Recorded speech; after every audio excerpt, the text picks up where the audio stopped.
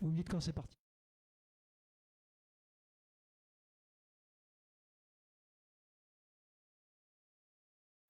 Voilà, c'est parti donc pour ce conseil municipal du 28 septembre 2020 que nous avons choisi de mettre à nouveau à l'Espace des Arts compte tenu des règles sanitaires qui se durcissent un petit peu plus tous les jours.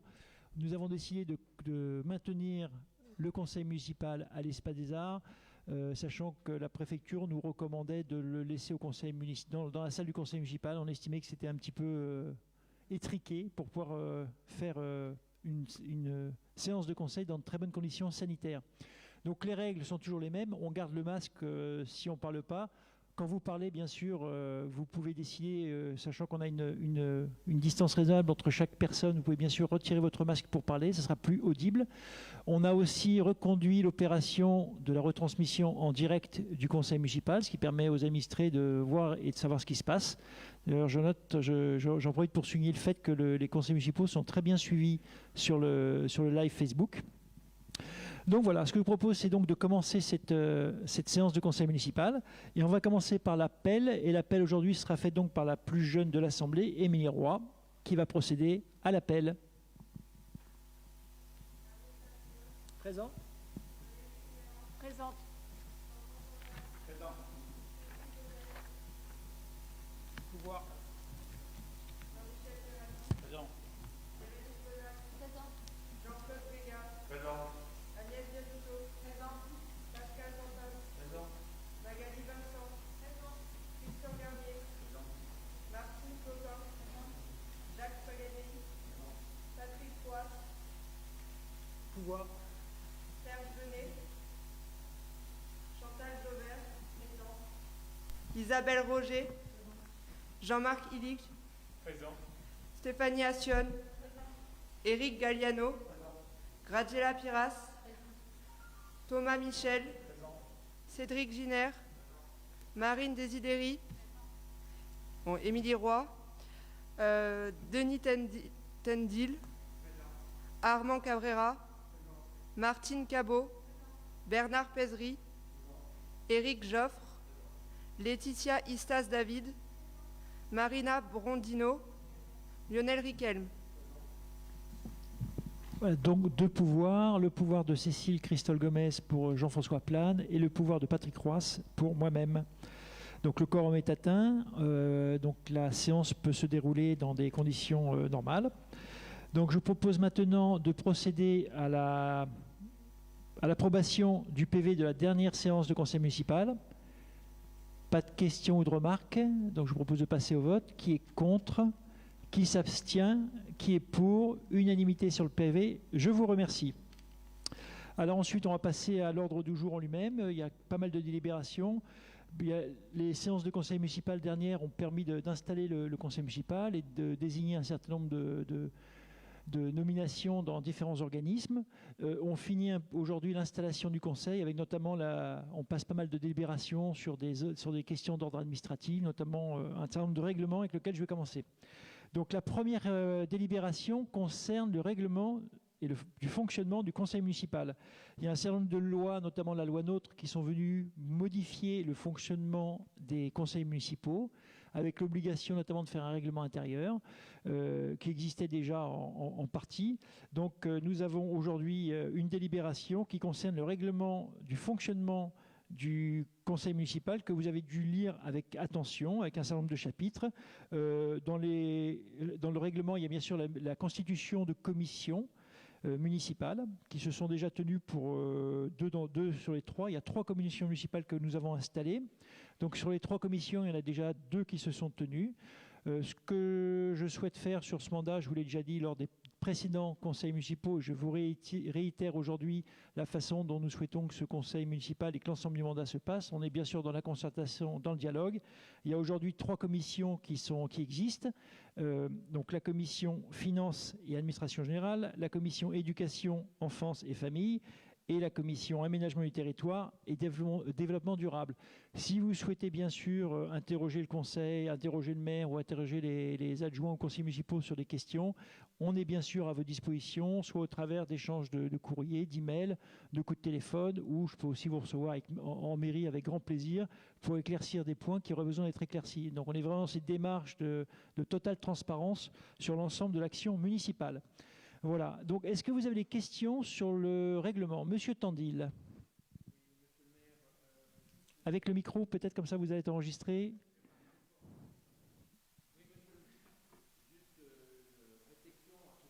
Règlement et concernant justement les commissions permanentes.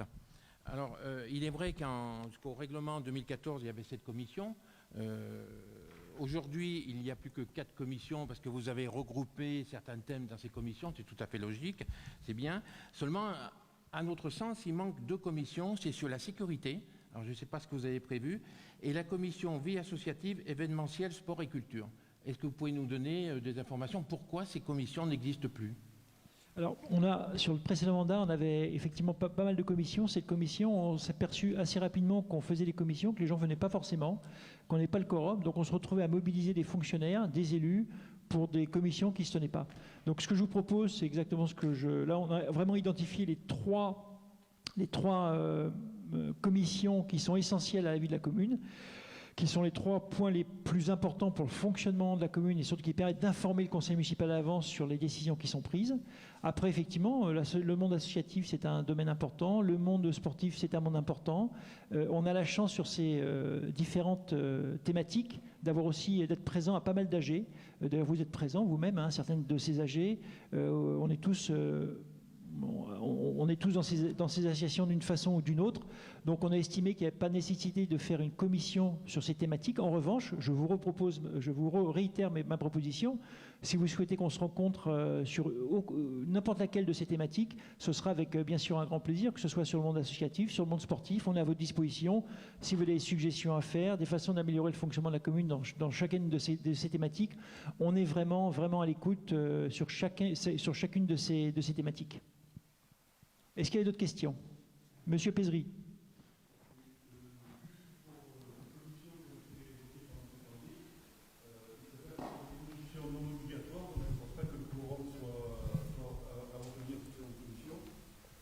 Et deuxièmement, concernant l'article 25, alors, je voudrais juste rebondir sur les gestes sanitaires.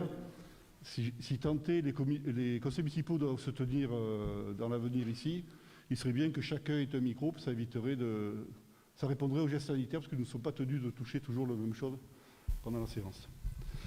Concernant la question écrite, l'article 25, question écrite, vous stipulez qu'il faut vous envoyer une question écrite au minimum 5 jours francs à la date du conseil municipal. Alors, cette phrase me paraît très difficile à tenir, parce qu'on ne sait jamais quand est-ce qu'a lieu le conseil municipal. Donc de relier une demande écrite que l'on veut voir en conseil municipal sans connaître en amont la date du conseil municipal, ça me paraît un peu difficile, si ce n'est de vous envoyer une question écrite 3 mois avant ou 2 mois avant, donc ça me paraît un peu... voilà, la phrase me paraît un peu mal tournée par rapport à ces contraintes-là de méconnaissance de la date du conseil municipal. Alors ce qu'on fait régulièrement, d'ailleurs c'est ce qu'on a fait sur ce conseil municipal, c'est qu'on réunit bien souvent les commissions, vous recevez les documents avec l'ordre du jour, on réunit les commissions sur les thématiques qui sont impactées par l'ordre du jour, et ça nous laisse le temps de discuter, c'est ce qui s'est passé. D'ailleurs, il y a des commissions qui sont tenues, vous étiez présents, que ce soit la commission aménagement du territoire ou la commission affaires générales, donc vous avez eu l'occasion à et on le fera systématiquement, vraiment on le fera systématiquement. Après, les questions écrites peuvent aussi concerner des questions qui ne sont pas forcément des questions liées à l'ordre du jour, ça peut être des questions tierces auxquelles on se fera un plaisir de répondre, si on peut répondre en cours de conseil municipal, sinon on vous donnera une réponse par écrit. Et une fois de plus, moi je privilégie le dialogue bien sûr, donc si vous souhaitez qu'on se voit en mairie pour aborder des problématiques précises en dehors des commissions qui se tiennent, ce sera, je vous le répète, avec grand plaisir. Pas d'autres questions ou de remarques? Je propose de passer donc à l'adoption de ce règlement intérieur. Qui est contre? Qui s'abstient? Qui est pour? Unanimité. Je vous remercie. La délibération numéro 2 concerne la désignation des représentants au conseil d'administration du Parc national de Porquerolles, dont la première séance va se tenir d'ailleurs demain après-midi. Donc je propose la candidature de Christian Garnier, dont on a discuté, et de moi-même en tant que représentant titulaire, ce qui est bien normal pour le Parc national de Porquerolles. Voilà, donc là pareil, est-ce que vous avez... Alors, sachant qu'il y a un seul titulaire et un seul suppléant, il n'y a pas 2 titulaires ou 2 suppléants, donc sinon on vous aurait proposé certainement d'y participer, mais il n'y a qu'un titulaire et qu'un suppléant. Voilà. Est-ce qu'il y a des questions par rapport à ces désignations? Non plus, d'accord, donc on va passer au vote. Qui est contre? Qui s'abstient? Qui est pour? Unanimité, je vous remercie. Ensuite, questions 3 et 4, elles sont liées aux indemnités des élus qu'on avait déjà abordées dans le précédent conseil municipal. Donc on reste exactement sur la même ligne, on reste sur le même montant d'indemnité qu'il y avait sur le mandat précédent et ceux précédents. Donc le niveau d'indemnité ne bouge pas, à quelques euros près qui correspondent au changement d'indice tous les ans. C'est un truc qui est légal, je crois que c'est 1% par an ou 1,2%. Mais sinon, le régime indemnitaire ne change pas. Depuis, il y a eu les désignations dans les différents syndicats, ce qui nous a permis d'ajuster avec précision quel était le montant de rémunération et le montant des indemnités de chacun des élus, le maire, les adjoints et les conseillers municipaux. Voilà. Est-ce qu'il y a des questions par rapport à cette délibération? Non. Oui, M. Pézri, allez-y. Alors, concernant les délibérations, on a délibéré sur donc, la question numéro 3 au mois de juillet et les taux ont évolué. Oui. Donc ça veut dire que tous les taux qui ont évolué de 25% en 19,6, chaque personne est responsable d'un syndicat intercommunal par ailleurs. Non, pas du tout. C'était qu'en fait 25%, c'était le maximum qu'on pouvait donner aux différents élus. Et en fait, on a 19,6 pour rester au même montant qu'on avait sur le précédent mandat. D'accord. Et donc j'entends bien que ceux qui ne sont pas cités dans vos délibérations, ce sont des personnes qui sont en charge de...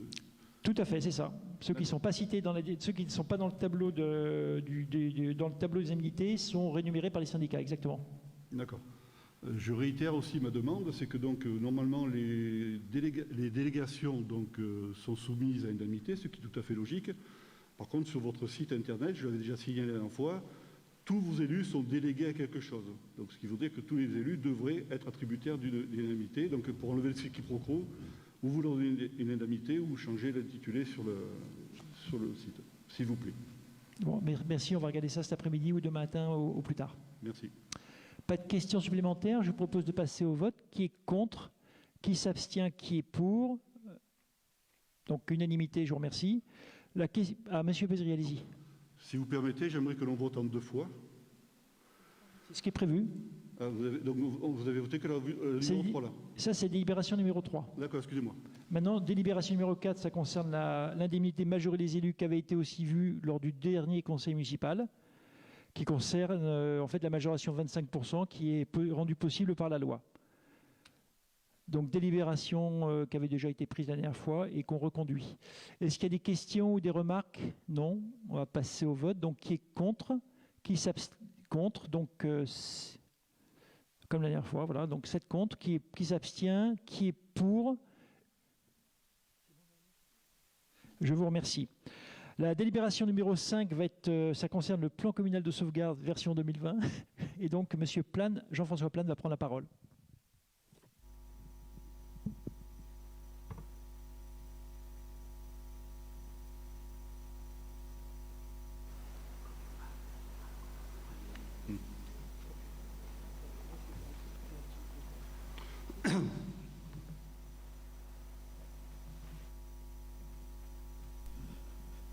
Bien. Bonjour à tous, pour ceux que je n'ai pas salués tout à l'heure. Donc, dans le but de rénover les documents existants et de rendre opérationnelle l'organisation de la collectivité dans la gestion de crise pour l'élaboration de son nouveau PCS, la commune, accompagnée par l'association CIPRE, a mis à jour le PCS. Donc, ça concerne le diagnostic des risques et vulnérabilités locales, de l'organisation assurant la protection et le soutien de la population.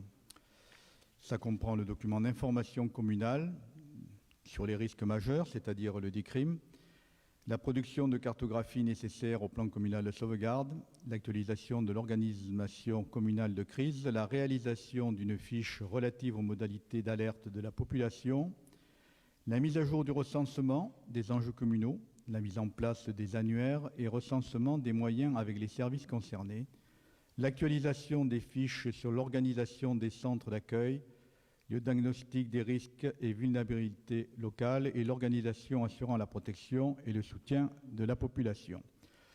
Le précédent PCS a été adopté à l'unanimité en conseil municipal le 10 juillet 2020, mais suite à une erreur administrative, le dossier joint au projet de délibération s'est révélé ne pas être le document finalisé. De ce fait, le plan communal de sauvegarde est de nouveau présenté devant les membres du conseil municipal. Après donc en avoir délibéré, il sera demandé au conseil municipal d'adopter le plan communal 6 juin. Merci Jean-François. Est-ce que vous avez des questions sur ce PCS? Non, pas de questions. Donc je propose Monsieur Pézry. Donc, bon, je vous remercie pour la présentation. Donc, je note que le document qui devait m'être fourni le 10 juillet date du 18 septembre, donc forcément, il n'était pas forcément un jour ce jour-là non plus, puisque c'est ce qui m'avait été annoncé en conseil municipal. Alors, j'ai différentes remarques à faire concernant ce document. La première, j'aurais aimé que dans ce document apparaissent l'ensemble des documents de référence qui ont permis d'élaborer ce document. Monsieur Plane a évoqué le DICRIM, vous avez un PER, vous avez un ensemble de documents qui émanent de l'État, qui émanent de la commune. Et je pense que dans un document qui est appelé à vivre et qui est appelé à faire foi par rapport à des interventions et après des prises de risques qui peuvent amener à différentes juridictions, je pense qu'il serait important d'avoir l'ensemble des documents en début de documents qui ont fait référence dans l'élaboration du PCS. Ensuite, M. Plane a évoqué le fait de rénover le document. Donc c'est une très bonne chose, puisque c'est un document qui existe et qui doit vivre. Je peux regretter, sans exagérer, mais que le volet pandémie n'ait pas été rajouté, puisque vous avez un retour d'expérience depuis plus de 6 mois maintenant, et vu que le PCS a été mis à jour le 18 septembre 2020, je pense qu'il aurait été bon d'avoir un volet pandémie avec des fiches réflexes pandémie, comme pour les autres risques, et ça aurait permis de faciliter bon nombre d'actions pour vous, pour d'autres à l'avenir. Donc je pense que ça aurait été important d'avoir ce volet pandémie dans le PCS, puisque vous le remettez à jour. Après, si je prends dans les différentes pages que j'ai pu relever, alors, page 10, vous avez réduit le nombre de personnes destinataires des alertes préfectorales. Pourquoi? Peut-être qu'au même titre que les commissions municipales, ces personnes ne se déplaçaient pas, mais enfin, je trouve dommage de limiter les personnes destinataires. Je trouve dommage aussi que, de manière générale, dans le document, des cases sont noircies. Un document qui est censé être finalisé, présenté et faire foi devant les décisions à prendre, d'avoir des cases noircies, ça me dérange un petit peu. Et je trouve aussi dommage, page 10, que vous fassiez référence à des numéros de fixe pour faire des appels. Alors autant le numéro fixe de la police municipale ne pose pas de souci parce qu'il y a un renvoi automatique qui est fait, mais autant le standard de la mairie ne se contente que d'enregistrer aux ouvertures de la municipalité, de la mairie, pardon, mais ne fait pas un renvoi automatique. Donc je trouve dommageable de donner un numéro de fixe alors qu'il n'y a pas de renvoi automatique. Page 11, il est fait référence aux coordonnées dans l'annuaire de crise qui se trouve en fin de document. Ce qui m'étonne, c'est que bon nombre de ces coordonnées sont noircies. Donc on fait référence à des coordonnées qui apparaissent noircies. Ensuite, si j'en viens sur les risques, alors page 27, donc moi je me suis basé sur un document qui est public, qui est sur le site de la mairie, sur le site de la préfecture, c'est le PER. Les risques d'inondation, page 27, le pont de la Clue, dans tout le texte est identifié, mais n'apparaît pas en page 28, qui, page 28, est censé identifier les enjeux exposés. Il manque aussi, dans ces ensembles identifiés, le Clomenier. Le Clomenier fait partie des zones à risque, zone bleue au niveau du PER. Page 28, j'ai pu noter un grand nombre d'erreurs de localisation géographique. Donc on situe le Club 7 à la Massillonne, le foyer résidence à la Massillonne. Je ne comprends pas pourquoi on a identifié des chambres d'hôtes aux Gravettes, je ne comprends pas pourquoi. On a oublié le club de Sporting Bouloman alors qu'on a parlé donc, de l'USP, on a parlé de la Ligue de rugby, mais on a oublié le club Bouloman au niveau des Gravettes dans le cadre de la zone rouge. Et les pépinières des Jardins d'Éden sont plutôt, à mon sens, à la Fuchs et non pas dans le plan. Concernant les risques feux de forêt,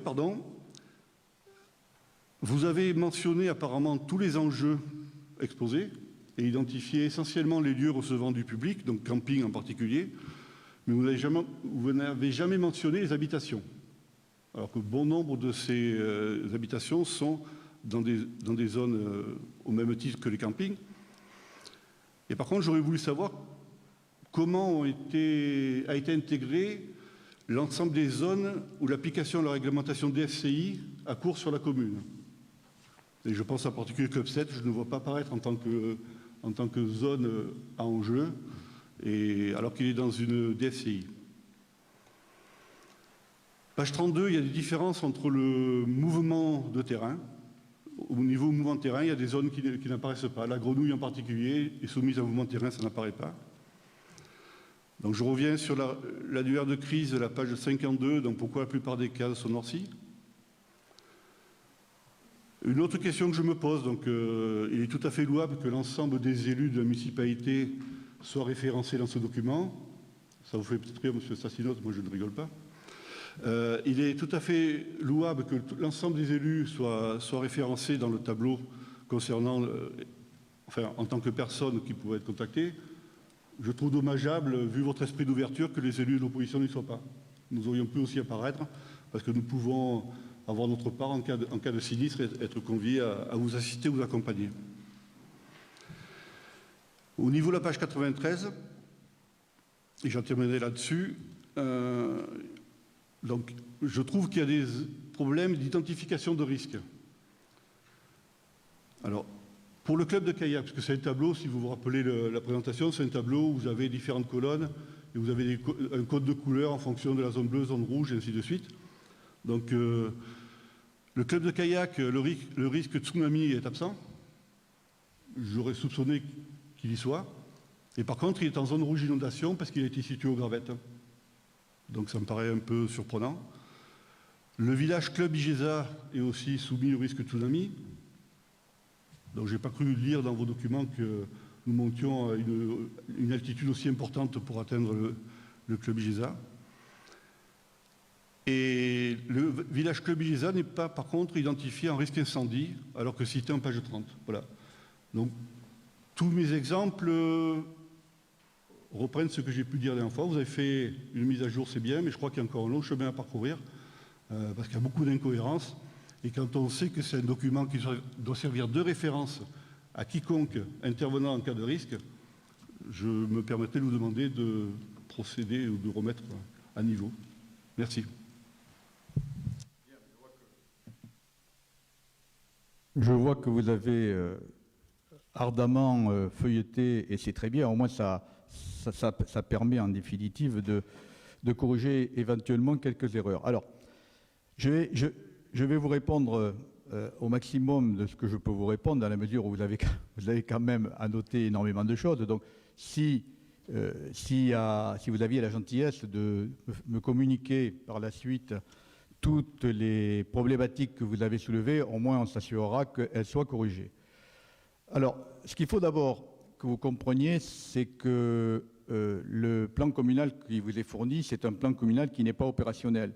On ne peut pas se permettre de communiquer certaines choses au public, puisque ce plan va être également mis en place sur le site de la commune.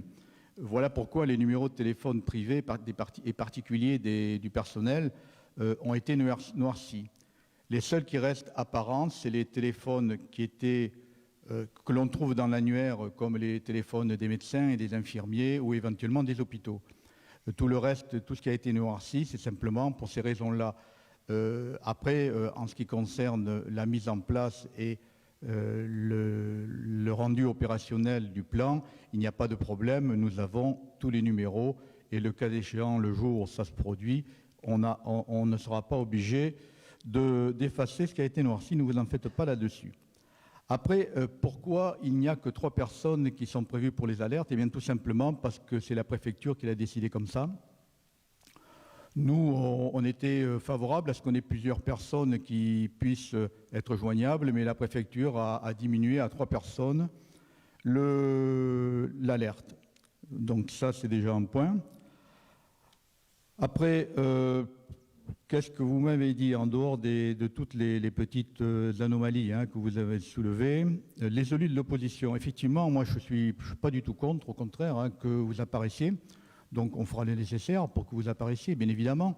Je pense que de toute façon, j'espère du moins, si jamais le plan communal de sauvegarde avait dû être déclenché et quand vous avez contacté, vous seriez évidemment venu nous donner la main.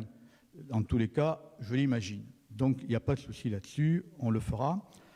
Après, en ce qui concerne l'apparition des habitations sur l'intégralité on va dire, des feux de forêt, il est bien évident que compte tenu que la commune est aux 3/4 en zone DFCI, quasiment la majorité des habitations sont de fait toutes concernées. Il a été mis en avant surtout les zones où on a quand même du monde qui est susceptible de venir, en fait, ces établissements qui reçoivent du public pour la plupart, soit au titre de camping, soit autre. Donc là, on a quand même un potentiel de personnes à risque sur un événement majeur que l'on risque de devoir évacuer. Et c'est pour ça que l'on a mis un petit peu en avant. Mais il est bien évident qu'on tient compte des habitations et des particuliers. La preuve en est que lors du dernier départ de feu, on a tenu compte également, évidemment, on s'est déplacé et on a essayé de voir si les particuliers avaient besoin de l'aide de la commune. Et s'il avait été nécessaire, on les aurait relogés, bien évidemment. Monsieur le maire est venu et également lors du dernier événement où nous avons eu une mini-tornade qui a touché la commune. Donc, disons, à part les petites précisions que vous aurez bien la gentillesse de me faire parvenir afin qu'on les corrige, je pense avoir répondu à l'essentiel. Merci. Monsieur Pézry. Oui, juste un complément, puisque donc, je rejoins le fait que l'ensemble des habitations, donc la commune aux 3/4 est soumise au DFCI, donc les habitations sont de manière implicite intégrées dans la réflexion. Par contre, puisque vous avez mis des enjeux exposés au niveau des risques incendies, je pense qu'il serait souhaitable, puisque les DFCI sont intégrés automatiquement, que le Club 7 apparaisse alors qu'il n'apparaît pas. Il n'y a pas de souci, ça fait partie des questionnements que vous pouvez me retourner et on fera adopter par la société Cyprès. En fait, ils ont effectivement, je peux vous le dire, le tsunami, c'est tout récent et je l'ai reçu, il fallait bien le présenter au Conseil. Je n'allais pas vous dire encore qu'on allait le représenter au prochain Conseil parce que le tsunami, ça s'est passé entre le mois de juillet et le mois d'août que la préfecture nous a demandé de le mettre en place. Voilà tout simplement. Merci. Merci, monsieur Richelme. Bonjour, monsieur le maire, chers collègues. Sur ce document important, je ne peux me positionner pour, dans la mesure où il y a trop d'erreurs et d'incohérences. Il n'y a pas de problème. Parfait. Alors juste, voilà, merci, un grand merci bien sûr à Jean-François qui fait un gros travail sur la sécurité au Pradet. Peut-être un point supplémentaire, la question numéro 18 aujourd'hui à l'ordre du jour concerne le plan de continuité d'activité en cas de crise sanitaire. Donc effectivement, ce n'est pas intégré encore au PCS, mais on a mis en place un certain nombre de choses qu'on a vécues avec la crise du Covid ces derniers mois, qui semblerait peut-être revenir d'actualité. Donc on a souhaité aujourd'hui passer une délibération qui est la délibération numéro 18 et qui concerne un plan de continuité d'activité en cas de crise sanitaire. Donc votre remarque est tout à fait justifiée. Effectivement, il faut que toutes les communes, tout le monde prenne bien en conscience du risque sanitaire qui existe aujourd'hui. On aura peut-être à gérer, personne ne le souhaite, on aura peut-être à gérer dans les mois qui viennent à nouveau une crise sanitaire majeure. Pour l'instant, on fait très attention, on continue à faire très attention. Pour l'instant, il n'y a pas de risque majeur sur la métropole, dans le Var. On a vu ce qui s'était passé ce week-end, notamment dans les Bouches-du-Rhône et à Marseille. On espère que ça ne va pas arriver à Toulon, mais en tout cas, notre préoccupation, que ce soit dans les différents sujets qui ont été, différentes thématiques qui ont été abordées tout à l'heure, risque incendie, inondation, on a voulu rajouter ce volet sur le plan... Sur le volet crise sanitaire. Il faut aussi avoir à l'esprit, c'est ce que rappelait Jean-François Plane, c'est un document qui est appelé à évoluer. De toute façon, c'est un document qui nécessairement va évoluer dans le temps.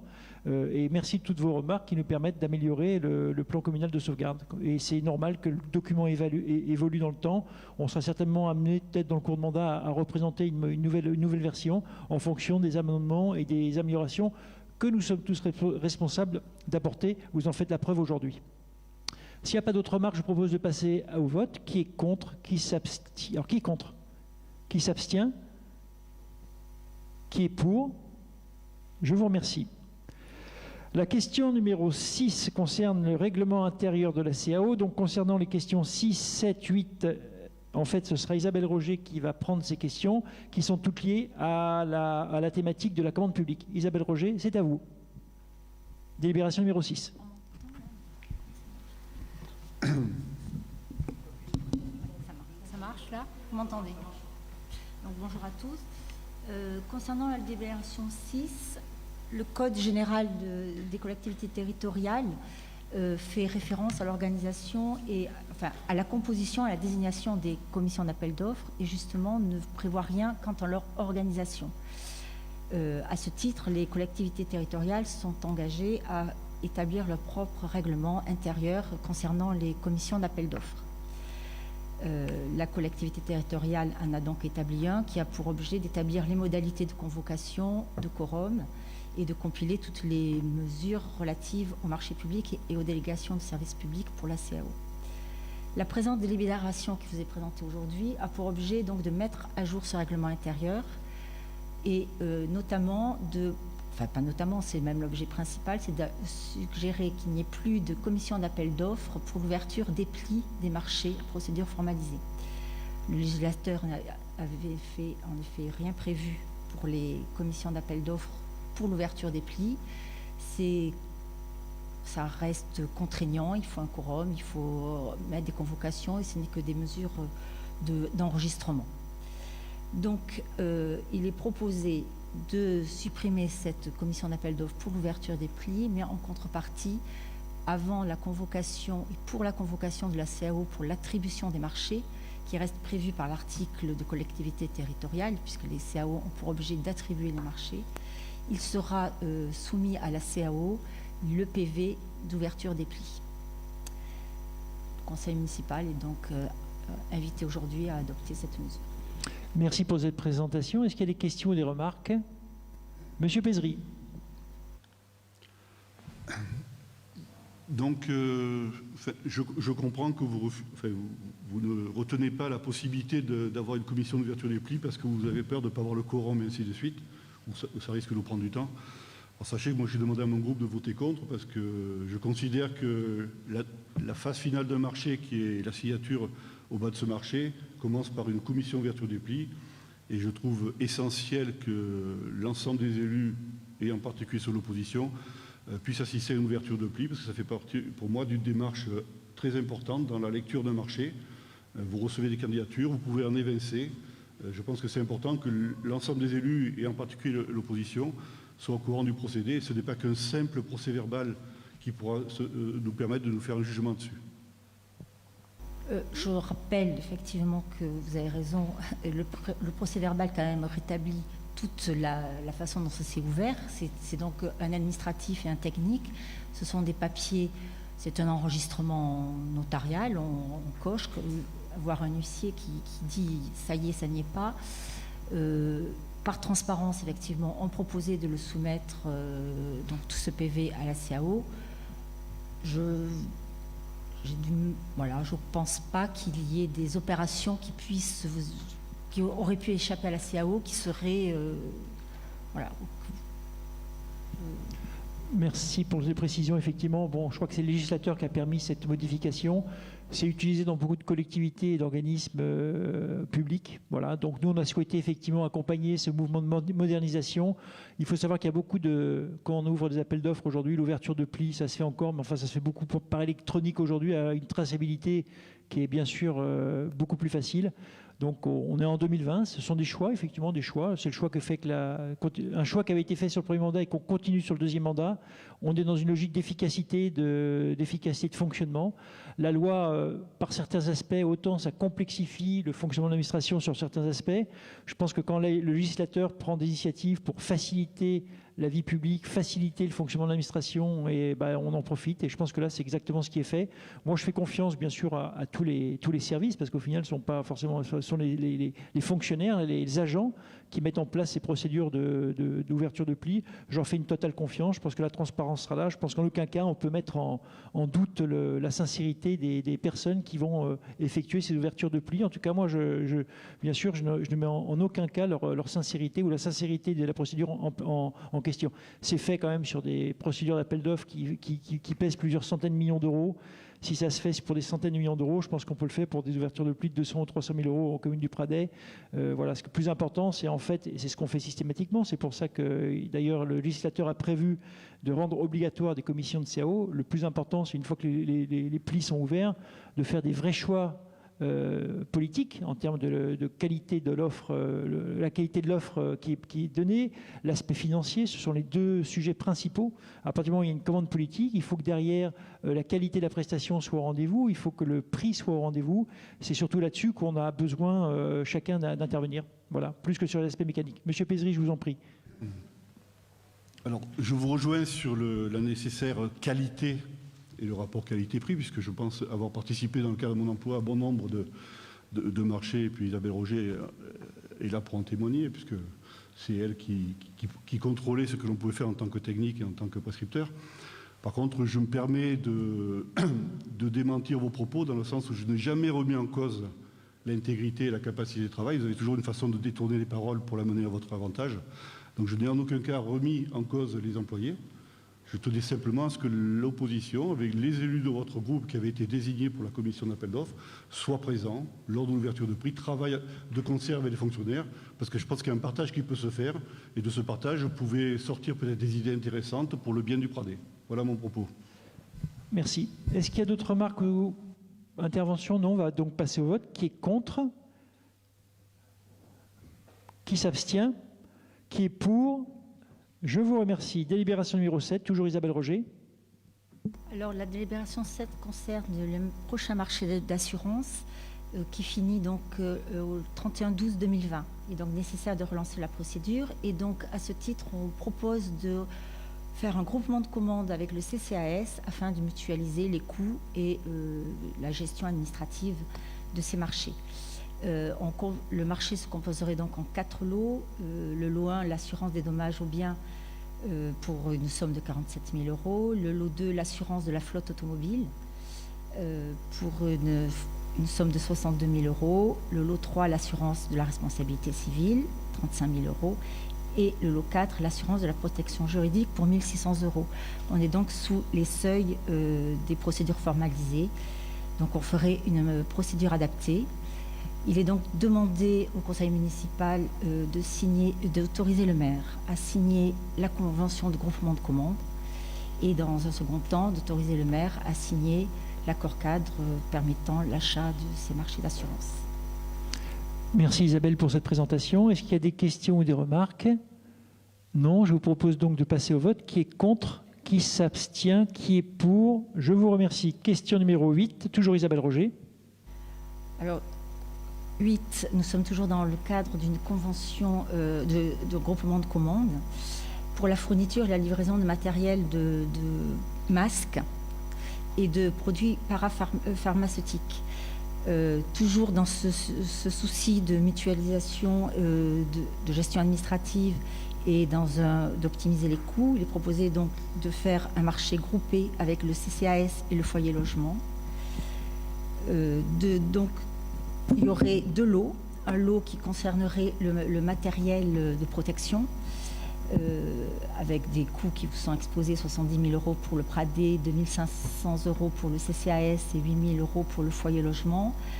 Les produits pharmaceutiques feraient le lot 2, 6 000 € pour la ville du Pradé, 2 000 € pour le CCAS et 4 000 € pour le foyer logement.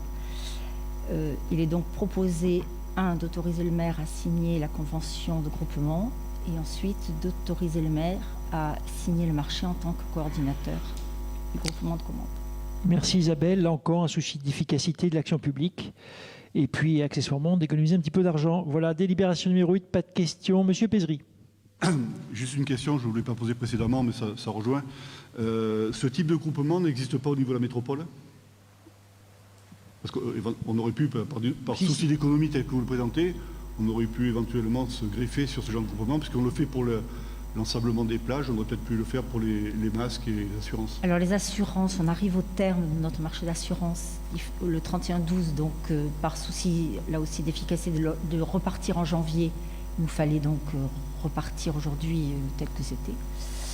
Les masques, on manque aujourd'hui de vues assez lointaines. Effectivement, on aurait pu se regrouper, mais dans l'urgence, là aussi, puisque nous avons atteint notre agrégat de commandes sur les produits pharmaceutiques, il fallait repartir. Voilà. Et on cible mieux les besoins. Collectionner des besoins au niveau métropole est faisable, mais toujours plus long et compliqué. Merci, oui. Alors effectivement, les commandes groupées avec la métropole, comme on est passé en métropole, il y a comme de fait, il y a un certain nombre de commandes groupées qui se font, parce que tout ce qui est voirie, enfin toutes les compétences qui ont été transférées, c'est un peu d'ailleurs l'idée de la métropole. L'idée des métropoles, c'est de donner plus de poids aux communes par rapport à un certain nombre de thématiques législatives et autres. Et puis c'est aussi de faire des économies d'échelle. C'est l'intérêt de la métropole, donc notamment de pouvoir faire des marchés publics à grande échelle, sur l'entretien, sur le nettoiement, sur la voirie, sur les déchets, sur le traitement des ordures. Donc il y a un certain nombre de thématiques sur lesquelles il y a déjà ces groupements de commandes en fait, qui se font en passant en métropole. Alors après, est-ce qu'il faudra aller plus loin peut-être, mais il y a déjà on est passé en métropole en 2018. Là, il y a déjà un gros travail qui est fait par tous les services pour mettre en place la métropole. Ça va prendre encore 2-3 ans, je pense vraiment, pour bien stabiliser le système, pour augmenter encore les économies d'échelle qui peuvent être faites au niveau de la métropole. Voilà. Donc on est vraiment là-dessus, sur les groupements de commandes. On est sur le groupement de commandes des compétences qui ont été transférées. C'est déjà un gros pavé, un gros morceau. Donc on se concentre là-dessus. Puis après, si à plus long terme, on peut faire des commandes groupées, peut-être entre communes ou avec la métropole, bien sûr qu'on le fera. Mais aujourd'hui, la priorité pour la métropole reste de la mettre en place et de continuer les économies d'échelle dans un certain nombre de domaines. Voilà. Pas d'autres questions. Je propose donc de passer au vote. Qui est contre? Qui s'abstient? Qui est pour? Unanimité. Je vous remercie. La parole est à Jean-Michel Perratou pour les admissions en non-valeur. C'est délibération numéro 9. Admission en non-valeur. Dans le cadre de l'appurement périodique des comptes entre l'ordonnateur et le comptable, le trésorier a proposé l'admission en non-valeur d'un certain nombre de créances détenues par la commune du Pradais. L'admission en non-valeur est d'une créance a pour résultat d'apurer la prise en charge. Elle ne libère pas pour autant le redevable, le recouvrement devant être repris si le débiteur revient à meilleure fortune. Il est ainsi proposé au conseil municipal d'admettre en non-valeur les titres non recouvrés figurant sur les états présentés par le trésorier pour un montant global de 3 115,22 €. Merci, M. Perratou. Est-ce qu'il y a des questions ou des remarques? M. Pézry, je vous en prie. Oui, donc merci pour votre présentation. Donc, autant le caractère confidentiel pour nous est important, donc on ne vous demandera pas de nom. Par contre, il serait intéressant de connaître dans quel secteur ces sommes-là n'ont pas été recouvertes. Est-ce que c'est des cantines? Est-ce que c'est... Voilà, savoir un petit peu quel secteur est particulièrement touché par cette problématique. Alors, en général, les créances éteintes sont des liquidations judiciaires. Et pour les autres, qui sont récupérables, si on peut, sont les crèches et les cantines. Merci. Je vous propose de passer au vote. Donc, qui est contre? Qui s'abstient? Qui est pour? Unanimité, je vous remercie. Question 10 à 16. Magali Vincent a dû bien travailler ce week-end. Toi, va prendre les prochaines délibérations qui ont trait à soit des questions de RH ou au règlement intérieur de la commune. Magali Vincent, allez-y. Question numéro 10, délibération numéro 10. Il s'agit du règlement de la collectivité et de ses annexes. Je rappelle, j'en profite pour rappeler que tous ces points ont été vus à la fois avec le comité technique et le CHSCT et ont été vus aussi notamment au travers de la commission qui s'est tenue récemment. Alors, bonjour tout le monde. Donc, via... Ah,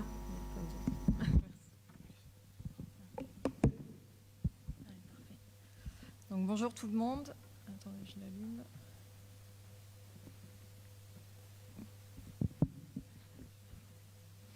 Donc, via cette délibération, nous vous proposons de vous prononcer sur le règlement intérieur.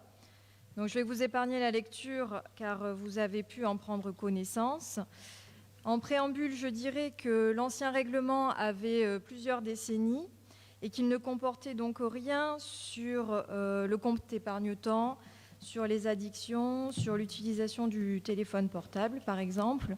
Donc, il y a donc, via ce règlement, la volonté d'une mise à jour donc avec les nouvelles réglementations et aussi la volonté de clarifier certains points car il y avait parfois une interprétation différente de ce règlement qui était faite en fonction des services.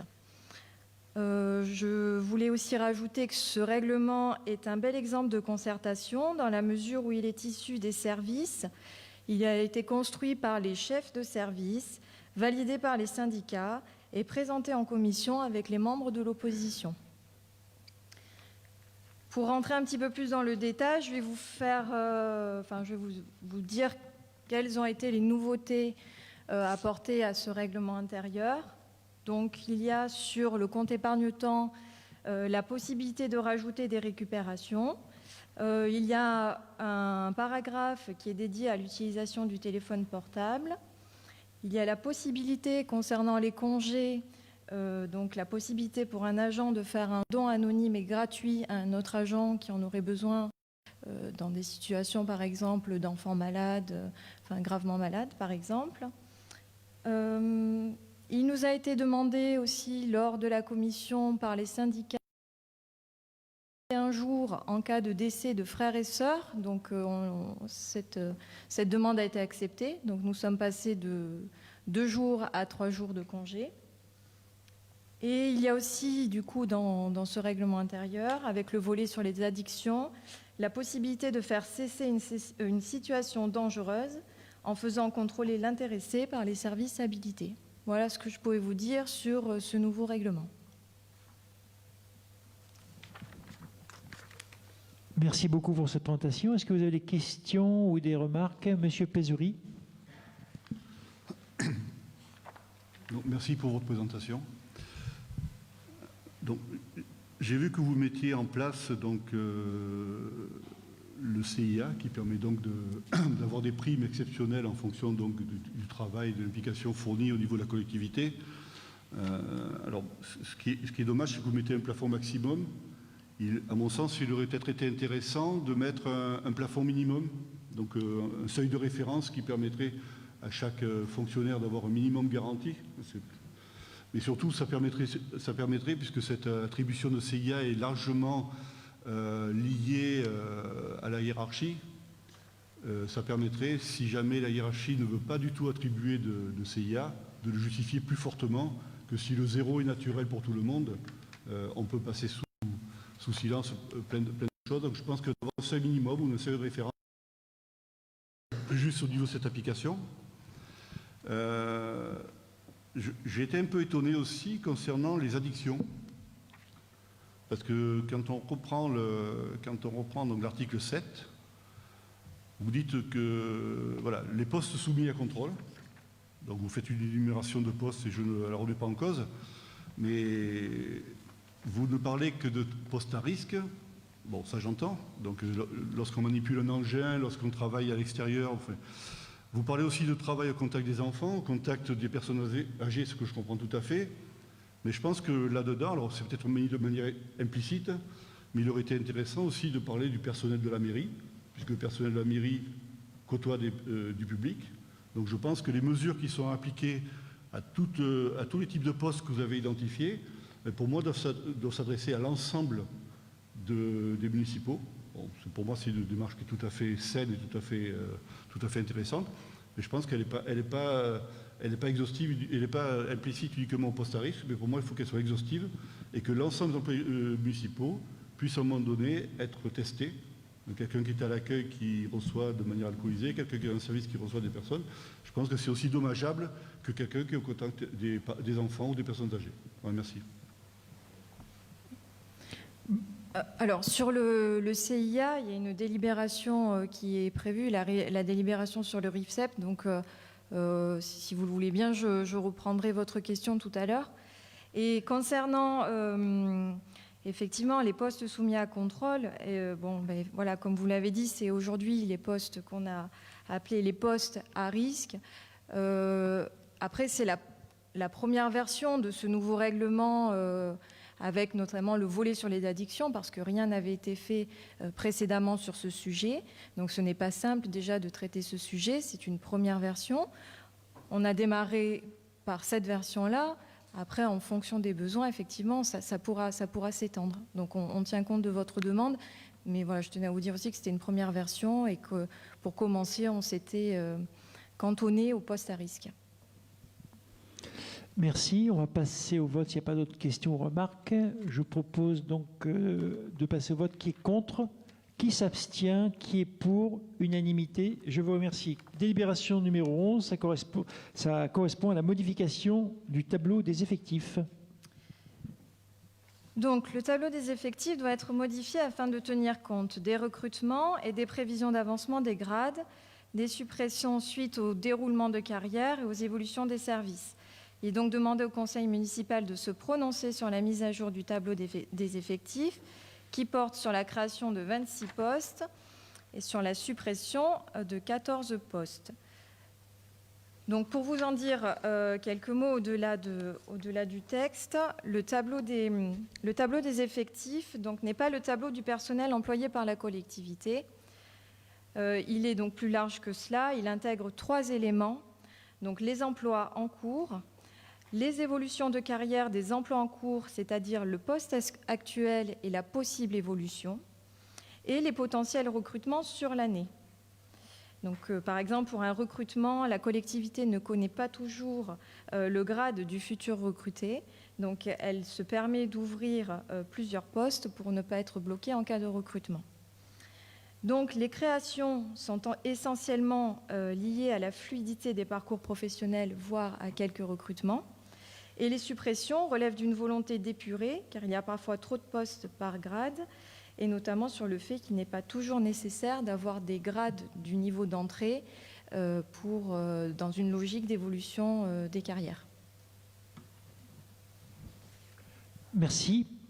Des questions sur la modification du tableau? Pas de questions, donc je vous propose de passer au vote. Qui est contre? Qui s'abstient? Qui est pour? Unanimité. Je vous remercie. Délibération numéro 12, ça concerne l'extension de l'application du RIFSEP. Donc cette délibération porte sur le RIFSEP, c'est le régime indemnitaire tenant compte des fonctions suggestion, de l'expertise et de l'engagement professionnel.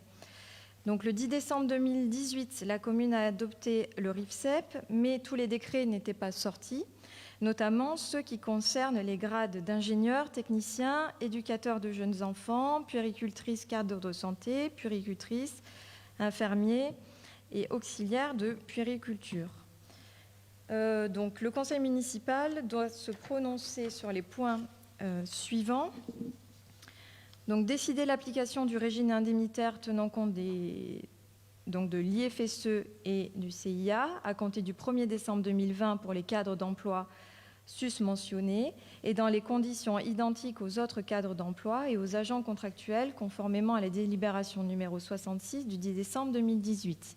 De décider le maintien des régimes indemnitaires existants pour les agents n'entrant pas dans le champ d'application du RIFSEP, d'autoriser Monsieur le maire à fixer par arrêté individuel le montant à attribuer à chaque agent au titre de ce régime indemnitaire dans le respect des principes définis par l'exposé. Dire que les groupes de fonctions ainsi que les montants de l'IFSE et du CIA déterminés par cadre d'emploi et par grade tels que figurant en annexe seront systématiquement et automatiquement ajustés en cas de revalorisation des arrêtés ministériels de référence, et dire que les crédits nécessaires à ces dépenses seront inscrits au budget de la commune. Merci. Est-ce que vous avez des questions sur la présentation de ces délibérations? Pas de questions de remarques. Je vous propose de passer au vote. Qui est contre? Qui s'abstient? Monsieur Pézry, vous avez une question? Oui, j'ai cru Allez-y. comprendre Oui, que la question tout à l'heure. j'avais une réponse sur le CIA qui devait m'être apportée. Oui, oui, vous n'aviez pas d'autres questions sur cette délibération? D'accord. Donc, en fait, sur donc le régime indemnitaire est composé donc, de deux volets, donc l'IFSE et le CIA. Le CIA, c'est le complément individuel d'activité qui pourrait correspondre à une prime de fin d'année, en fait, voilà, si on faisait le parallèle avec le privé. Le RIFSEP, il est large. Aujourd'hui, il est présenté avec ces deux volets. Or, nous n'avons pas décidé d'appliquer le CIA pour l'instant. Voilà, donc aujourd'hui, ce tableau, enfin ce régime ne comporte que l'aspect IFSE. Pas d'autres questions ou remarques. Je vous propose donc de passer au vote. Qui est contre? Qui s'abstient? Qui est pour? Unanimité. Je vous remercie. La délibération numéro 13 concerne la charte de formation. Donc, la charte de formation et le règlement du compte personnel d'activité. Donc, pour information, le compte personnel d'activité comprend le CPF, qui est le compte personnel de formation, et le CEC, qui est le compte d'engagement citoyen, et tous les deux ouvrent des droits à la formation. Donc, la charte de la formation précise le cadre réglementaire et légal dans lequel s'inscrit la démarche formative au sein de la commune. En fait, cette charte de formation permet de faire référence de l'ensemble des dispositifs en termes de formation pour permettre notamment aux agents de s'y retrouver. Cette charte de formation aussi permet de définir les modalités, donc telles que la prise en charge financière ou le remboursement de frais. En complément donc, de cette charte de formation, il y a le règlement d'utilisation du compte personnel d'activité qui vient préciser le cadre juridique et les modalités d'utilisation de celui-ci, définir les critères d'éligibilité, sa mise en place au sein de la collectivité, l'ensemble des modalités pratiques permettant son utilisation. Tout amendement de ces documents fera l'objet d'une nouvelle communication. Il convient pour adopter ces deux documents complémentaires de procéder à deux votes distincts.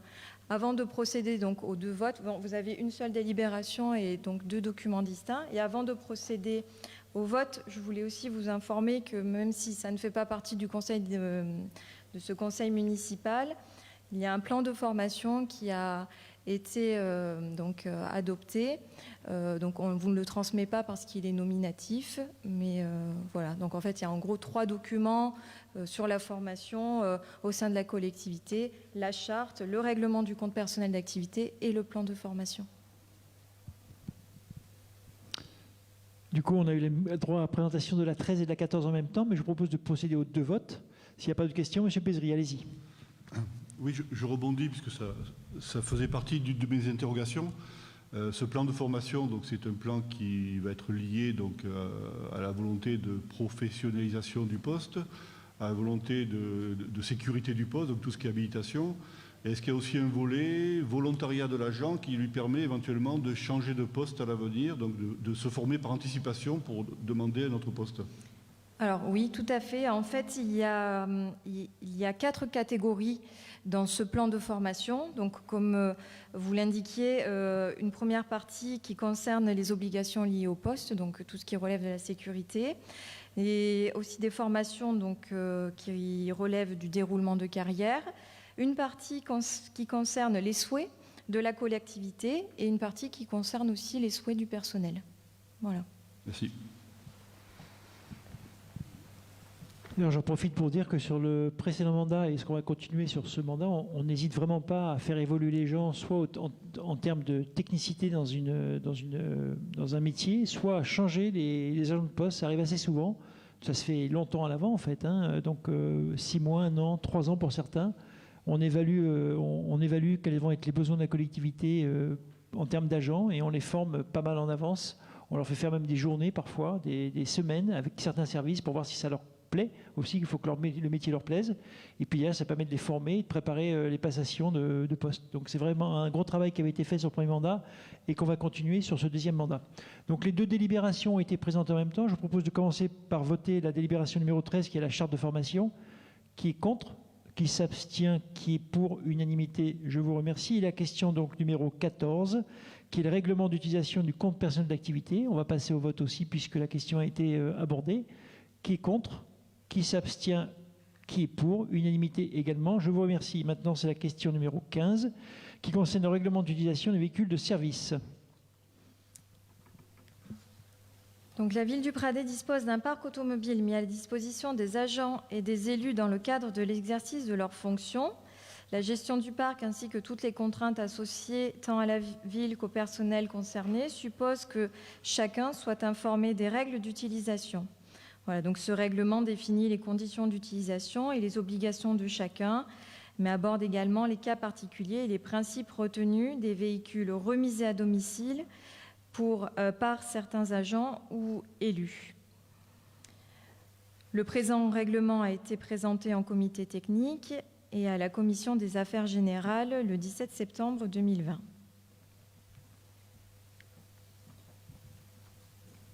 Merci pour cette présentation. Donc, une question, vas-y, Monsieur Cabrera.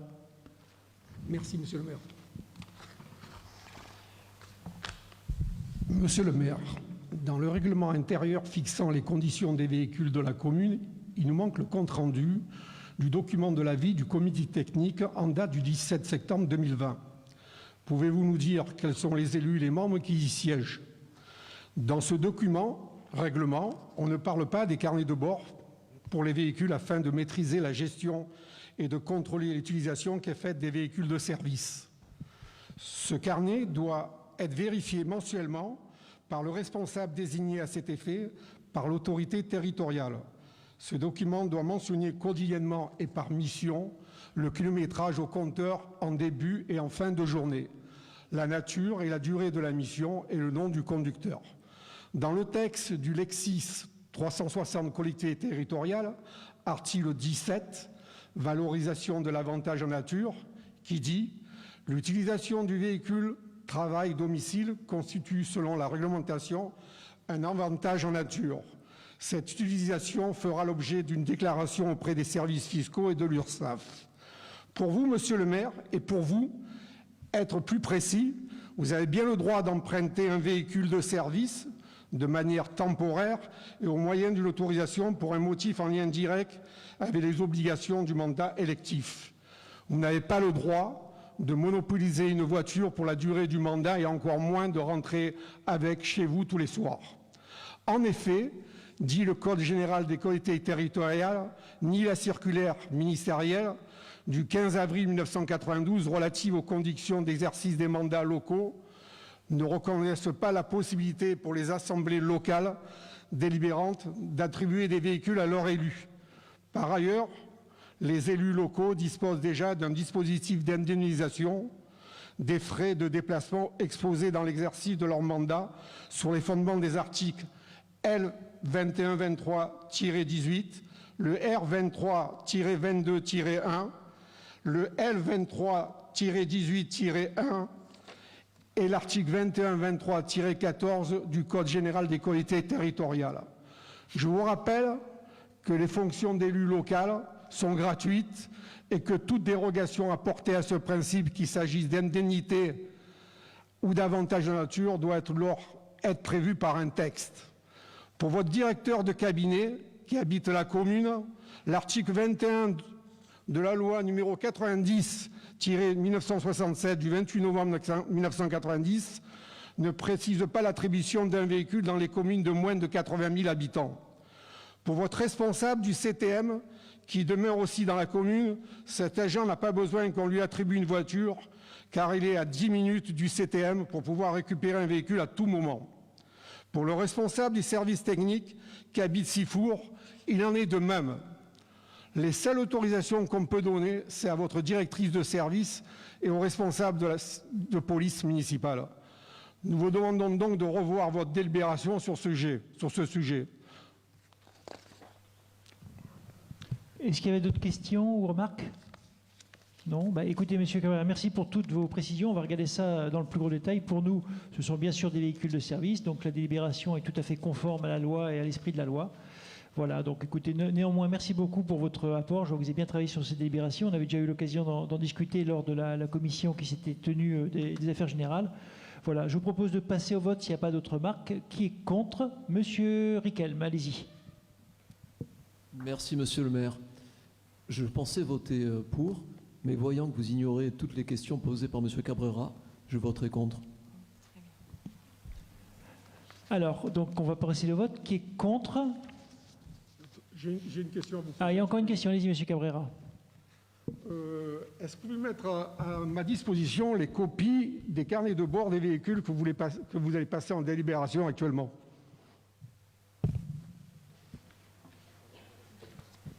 Alors donc on va commencer par délibérer aujourd'hui. Et puis une fois que ce sera fait, effectivement, on vous fournira les éléments dont vous avez besoin qui sont en notre possession. Monsieur Riquelme. Maire, excusez-moi, je ne comprends pas pourquoi vous ne répondez pas aux questions posées par monsieur Cabrera. Quelle question, monsieur Riquelme? Sur l'utilisation de votre véhicule, et il explique, il a suffisamment détaillé la délibération pour attendre une réponse de votre part, me semble-t-il. Est-ce qu'il y a une question à laquelle je n'ai pas répondu? Non? Voilà, donc je crois que j'ai répondu à toutes les questions en disant que c'était des véhicules de service et qu'on allait étudier avec beaucoup d'attention tout le travail qui a été à M. Cabrera. Si vous avez une question en particulier, je suis prêt à y répondre. J'ai répondu aux questions. Donc on va passer au vote. Qui est contre? Qui s'abstient? Qui est pour? Je vous remercie. Délibération numéro 16. Convention d'assistance retraite avec le centre de gestion. Donc, via cette délibération, non, je vais vous reprendre la lecture puisqu'elle est courte. Donc, au regard de la technicité des demandes de retraite et de la pyramide des âges des agents, le centre de gestion propose d'effectuer en lieu et place de la collectivité la mission retraite qui lui incombe en tant qu'employeur. Donc, par délibération numéro 2019-14 du 25 mars 2019, le centre de gestion de la fonction publique territoriale du Var a créé un service assistance retraite destiné à remplir à la place des collectivités certains actes de gestion liés à la retraite et à assurer le contrôle d'autres actes. En adhérant à ce service, pour les dossiers relatifs à la CNRACL, la collectivité délègue son rôle au centre de gestion. En contrepartie de ce service, le centre de gestion demande une participation financière dont les tarifs sont inscrits sur la délibération. Donc, via cette délibération, il y a la volonté, via cette adhésion, de recentrer les agents du service ressources humaines sur leur cœur de métier et de bénéficier des compétences techniques du CDG. Merci. Avez-vous des questions sur cette délibération? Pas de questions ni remarques. Je vous propose de passer au vote. Qui est contre? Qui s'abstient? Qui est pour? Unanimité. Je vous remercie. La question 17, c'est la convention de groupement de commandes avec TPM pour le reprofilage des plages. Jean-Marc Elie, je vais prendre cette délibération numéro 17. Merci, monsieur le maire. Bonjour à tous. Le 1er janvier 2018, la compétence autorité concessionnaire de l'État pour les plages a été transférée à la métropole Toulon-Provence-Méditerranée. Celle-ci s'est donc substituée de plein droit aux communes titulaires de concessions de plage dans toutes les actions de gestion y afférentes. Pour le Pradé, le secteur de la base nautique de la Garonne ne relève pas des concessions de plage transférées et reste donc sous la gestion communale. Le besoin de recourir à un marché unique est ainsi apparu afin d'harmoniser la méthodologie utilisée sur l'ensemble des plages concédées du littoral de la métropole TPM. Les opérations concernées pourront être de différentes natures. Apport de matériaux, sable, galets, etc., gestion des banquettes de Posidonie, reprofilage des plages, etc. Le marché à passer sera un accord cadre à bon de commande pour une durée de 4 ans ferme, décomposé en 3 lots géographiques. Lot numéro 1, dit lot ouest, Sifour, La Seine, Saint-Mandry-sur-Mer. Lot numéro 2, lot centre, Toulon, Pradé, Carqueiranne. Lot numéro 3 dit lot est, territoire d'Hyères-les-Palmiers. Les estimations des montants des détails estimatifs sont les suivantes. Lot numéro 1, 1 140 358 000 euros hors taxes. Lot 2, 510 942 euros hors taxes. Lot 3, 1 175 162 euros hors taxes, soit une estimation du montant total du marché à 2 826 462 euros hors taxes. Les seuils de l'accord cadre sont définis dans la convention jointe au projet de délibération. Le coordonnateur du groupement est la métropole, qui aura pour mission de gérer les procédures de passation et également de signer et notifier les accords cadres. La présente délibération vise à autoriser Monsieur le maire à signer la convention constitutive de groupement de commandes si annexée, autoriser le président de la métropole à signer l'accord cadre afférent pour le compte de la commune. Merci pour cette présentation. Est-ce que vous avez des questions de remarques? Monsieur Pézery. Merci, Monsieur Elich, pour votre présentation. Alors, autant nous allons voter pour cette délibération, puisque c'est un groupement de commandes, donc ça permet, là encore, de rejoindre ce que vous disiez tout à l'heure, des économies d'échelle, d'avoir une harmonisation au niveau des marchés publics. Autant je trouve que la phrase qui est dans la convention, qui est de dire c'est un marché unique afin d'harmoniser la méthodologie utilisée sur l'ensemble des plages concédées, je trouve ça très dangereux, pour la bonne et simple raison que sur l'ensemble des 12 communes, il n'y a pas une plage qui est identique. Donc harmoniser une méthode d'emploi sur les plages, ça me paraît dangereux d'avoir ce regard-là. On a des expériences qui ont montré que réensabler avec du sable de rivière, ben, c'était pas forcément la panacée. Donc c'était même, ça allait même à l'encontre de la nature et ça avait, on va dire, je ne vais pas parler de pollution du milieu naturel, mais ça déstabilisait le milieu naturel. Et je pense qu'il faudrait que ce genre de travaux se base sur des études à long terme. Ça veut dire qu'il faudrait peut-être regarder comment lutter contre le désensablement. Alors pourquoi pas mettre des épaves à une certaine distance de la côte pour justement éviter ce phénomène de rouleau, comment lutter contre les tempêtes qui deviennent de plus en plus fréquentes. Donc je trouve que ce groupement sur le côté économique intéressant, mais sur le côté environnemental, étant donné qu'on n'a que ça comme lecture, ça me paraît très faible. Et ne serait-ce que la phrase « harmoniser le traitement de manière unique » me paraît très dangereux pour l'ensemble des communes, et en particulier la commune du Pradé. Alors, vous avez raison, hein, tout à fait sur des points, c'est que, les études sont en cours parce on a parlé du risque submersion, on a le risque aussi, bizarrement, il y a les communes qui se retrouvent ensablées, donc qui se désensablent, et puis il y a les communes qui perdent leur sable, qui cherchent à se rensabler. Donc vous avez raison de dire que chaque plage, au-delà des communes, chaque plage est vraiment différente. Donc il y a des études en cours, notamment de courantologie, pour savoir qu'est-ce qu'il faudrait placer à quel endroit. Il y a des expériences qui sont faites aussi, des expérimentations qui sont faites par plage ou par commune.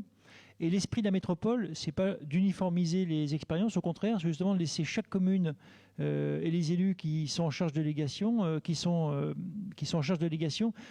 la logique de la métropole, c'est de laisser chaque commune décider de son destin, donc notamment sur les plages, mais pas seulement, sur un certain nombre de domaines. Et toutes les décisions qui sont prises par la métropole sont prises en parfait accord avec les municipalités. Concernant les plages du Pradé, on a notamment la technique du millefeuille qui est utilisée depuis quelques années. Du coup, cette expérimentation a déjà été étendue à d'autres communes sur le territoire de la métropole. D'autres communes ne souhaitent pas le faire.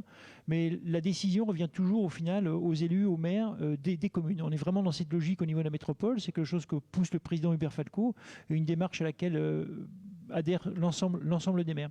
Donc vous avez raison de dire que chaque commune est différente. J'irais jusqu'à dire que chaque plage est différente.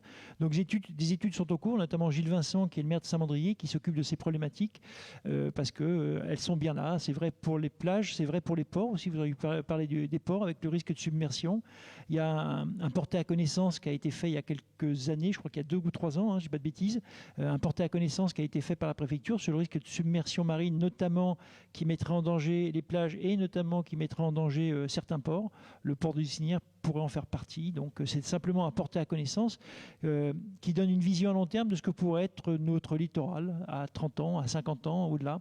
Ça sera peut-être plus là dans 50 ans, mais en tout cas, ça donne une vision à long terme de ce que pourrait devenir notre littoral. Et c'est pour ça qu'il y a de l'argent qui est investi par la métropole pour faire des études et pour voir ce qu'il faut faire ou prévoir comme ouvrage de façon naturelle pour préserver notre littoral. S'il n'y a pas d'autres questions, je propose de passer au vote. Qui est contre? Qui s'abstient? Qui est pour? Unanimité. Je vous remercie. La question numéro 18, ça concerne le plan de continuité d'activité en cas de crise sanitaire. J'en ai déjà parlé tout à l'heure. Je pense que vous avez eu l'occasion de lire la délibération. L'idée, c'est effectivement de prévoir un plan de continuité en cas de crise, alors Covid ou autre chose. On ne sait pas ce que nous réserve l'avenir. On a réussi à bien réagir, comme d'autres communes, nous ne sommes pas les seuls. Beaucoup de communes ont réussi à s'adapter et puis à mettre en place les bons dispositifs pour protéger la population, qui est toujours, on en parlait tout à l'heure, au travers du PCS et tout le travail qui est fait par Jean-François Plane avec sa délégation à l'échelle du Pradet. Il y a bien sûr le risque sécuritaire à gérer avec la police municipale, avec la vidéoprotection, mais ce n'est pas simplement ça, on le voit. C'est aussi le risque inondation. Il y a beaucoup de travaux qui ont été faits sur le premier mandat en termes de pluvial pour résorber ces problèmes d'inondation. Je pense avec pas mal de succès, parce qu'on voit que sur les derniers épisodes, on verra ce que nous réserve l'avenir, mais sur les derniers épisodes, on a été beaucoup moins embêté par les inondations. On est aidé aussi par le fait que le plan nature est en activité, qu'il y a beaucoup d'argent qui est investi aussi dans le parc nature. Donc le travail de bassin de rétention naturel du parc nature marche à plein. Il y a le risque incendie. Beaucoup d'argent a été mis, et pas seulement pendant mon mandat, le précédent mandat, les précédents mandats également. Beaucoup d'argent a été mis. Le SDIS est bien organisé au niveau de toutes les communes du Var. Il y a un gros travail qui a été fait aussi par le CCFF pour travailler sur ce risque de feu de forêt. Il y a toujours des risques, et le métier de toutes les municipalités, c'est bien sûr de limiter ces risques, de les anticiper, et puis de prévoir des procédures, que ce soit le PCS, où on le voit aujourd'hui avec le plan de continuité d'activité en cas de crise sanitaire, qui fera partie du PCS à un moment ou à un autre, mais on l'intégrera au PS certainement. En tout cas, on voulait marquer aujourd'hui le fait qu'on se prépare à une éventuelle crise sanitaire en espérant tous qu'elle n'arrive pas. Mais en tout cas, si cette crise sanitaire arrive, nous sommes prêts, on sera prêts comme on l'a été la dernière fois. Et ce qu'on vous propose aujourd'hui, c'est de voter ce plan de continuité de façon à ce que collectivement on puisse continuer à bien protéger la population par rapport notamment aujourd'hui le Covid et puis demain peut-être d'autres risques sanitaires. Est-ce que vous avez des questions ou des remarques? Non, donc je vous propose de passer au vote. Qui est contre? Qui s'abstient? Qui est pour? Unanimité. Je vous remercie pour ce plan de continuité. Question numéro 19 et 20. Donc Stéphanie Assion va nous prendre ces deux délibérations. La question numéro 19 concerne les vacations d'un agent pour accompagner les élèves en Ulysse sur la pause méridienne.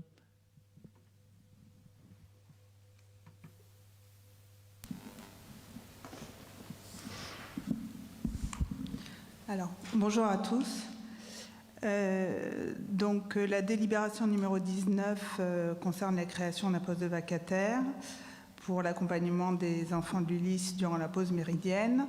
Il s'agit de la transformation administrative de l'emploi de contractuel déjà existant en emploi de vacataire. Cela ne fait aucune différence pour la personne concernée ni pour les enfants accompagnés sur la pause. Nous maintenons donc à l'identique l'organisation actuelle. Il s'agit d'une régularisation administrative. Merci Stéphanie. Avez-vous des questions, des remarques? Non. Je vous propose donc de passer au vote. Qui est contre? Qui s'abstient? Qui est pour? Unanimité. Je vous remercie. Délibération numéro 20, toujours Stéphanie, pour la vacation d'une diététicienne afin d'élaborer les menus de restauration scolaire. Donc, le recours à une vacataire est proposé pour permettre l'accompagnement du service de la restauration scolaire dans l'élaboration des menus et dans la rédaction du cahier des charges relatif au nouveau marché public des denrées alimentaires. Il s'agit de mener une démarche globale sur la commune, aidée par une diététicienne qui nous conseillera sur l'élaboration des menus avec de plus en plus de végétal et moins d'animal, sur la maîtrise des déchets avec un objectif de zéro gaspillage et sur l'élaboration des marchés publics pour plus de produits bio et des repas végétariens réguliers tout en maîtrisant les dépenses. Merci. Est-ce qu'il y a des questions? Pas de questions ni remarques sur cette délibération. Je vous propose de passer au vote. Monsieur Pézery. Puisque vous parlez donc du marché public et de plus en plus de produits bio, quelle va être votre part de circuits courts, de produits locaux par rapport aux producteurs qui peuvent exister, pas uniquement sur le Pradais, mais dans un périmètre assez intéressant pour le Pradais? C'est en cours d'étude, hein, ça a été annoncé. Donc on travaille sur les aspects de circuits courts, bien sûr. On est déjà un peu dedans. Et puis voir jusqu'à quel point on va pouvoir passer en bio. Alors dans quel pourcentage on est en train de regarder. Il y a les problèmes d'approvisionnement aujourd'hui, il faut le savoir. Problème d'approvisionnement sur le bio, problème de coût aussi. Mais de toute façon, il y a une législation en cours. Et je pense, je n'ai plus l'année exacte, je crois que c'est 2022. Il y a une loi qui est passée, je peux vous donner les détails, en fait, où de toute façon, on sera contraint de passer en bio en termes de pourcentage. Donc on attend les dernières dispositions législatives, mais au-delà des dispositions législatives qui vont être prises dans les mois ou années qui viennent, il y a une véritable volonté de la commune pour augmenter la part du bio dans la restauration scolaire. Donc je n'ai pas de réponse précise. Donc ça rejoint ce que vous envisagez, c'est-à-dire de mettre en place une zone agricole protégée, qui permettra peut-être d'avoir des producteurs locaux et donc que l'ensemble des terres agricoles aujourd'hui soient demain productives pour le Pradais. Alors je ne sais pas si l'ensemble des terres agricoles du Pradais serviront pour les cantines du Pradais, parce qu'on est aussi soumis aujourd'hui à des règles de marché public. Après, les circuits courts, ça peut se faire aussi dans un rayon de 10, 15, 20 km. Le problème, bien souvent, alors pas toujours, hein, mais le problème qu'on a aussi avec l'agriculture, c'est pas toujours les terres, même si c'est une problématique qui existe, hein, je ne la nie pas, c'est souvent de trouver les agriculteurs. Alors heureusement, on a la chance au Pradais d'en avoir, avec un marché des producteurs du mardi matin qui fonctionne bien depuis des années, hein, bien avant 2014, donc aidé par le département, qui marche plutôt pas mal. On a quelques producteurs locaux, je ne vais pas en faire la publicité ici, mais il y a Facebook pour ça. Donc oui, on soutient nos producteurs agricoles locaux, autant qu'on peut, qui sont majoritairement en production bio. Voilà, ce qui manque, c'est parfois il leur manque du terrain, mais il manque surtout de main-d'œuvre. Donc ce qu'il faut, c'est trouver de la main-d'œuvre pour pouvoir occuper après la ZAP qu'on est en train de finaliser. Bon, s'il n'y a pas d'autres questions, je vous propose de passer au vote. Qui est contre? Qui s'abstient? Qui est pour? Unanimité. Je vous remercie. La question numéro 21, c'est le retour d'Isabelle Roger qui va nous parler du recensement de la population. Dieu sait si c'est un sujet qui est important, notamment pour nos dotations globales de fonctionnement qui sont en nette diminution depuis des années. On aimerait bien que ça stoppe, notamment avec un petit accroissement de population ou en tout cas un bon comptage, parce qu'on a vraiment des doutes sur le comptage qui est fait. Isabelle.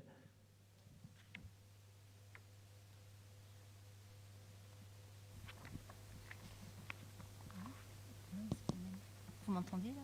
Bon, dans le cadre du recrutement donc, des agents recenseurs pour la campagne donc, qui se fera entre janvier 2021 et février 2021, il est nécessaire de recruter 4 agents recenseurs. Il est aussi nécessaire de convenir de la rémunération de ces agents recenseurs qui sera couverte en partie par la dotation de l'INSEE. Et il appartient également à la commune de fixer la rémunération donc, de ces agents. Donc il est proposé aujourd'hui au conseil municipal la création de 4 emplois d'agents recenseurs et de fixer leur rémunération à 800 € par agent, étant précisé que les charges sociales restent à la charge de la commune. Il est donc demandé au conseil municipal d'adopter le tarif de rémunération des agents et d'autoriser monsieur le maire à nommer par arrêté les agents recenseurs. Merci. Est-ce que vous avez des questions sur ces délibérations?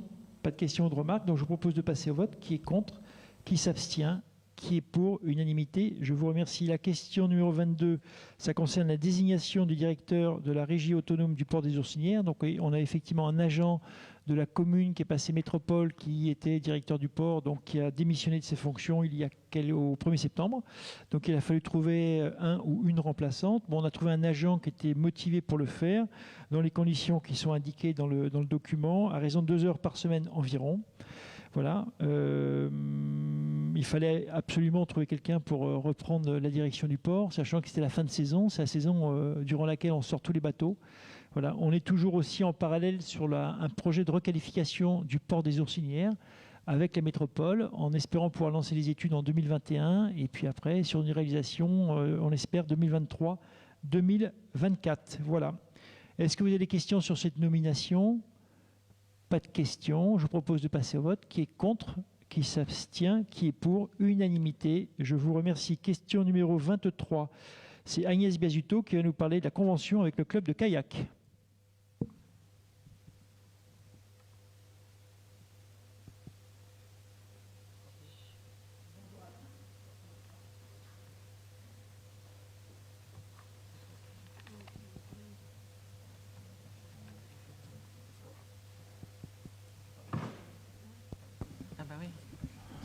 Bonjour à tous.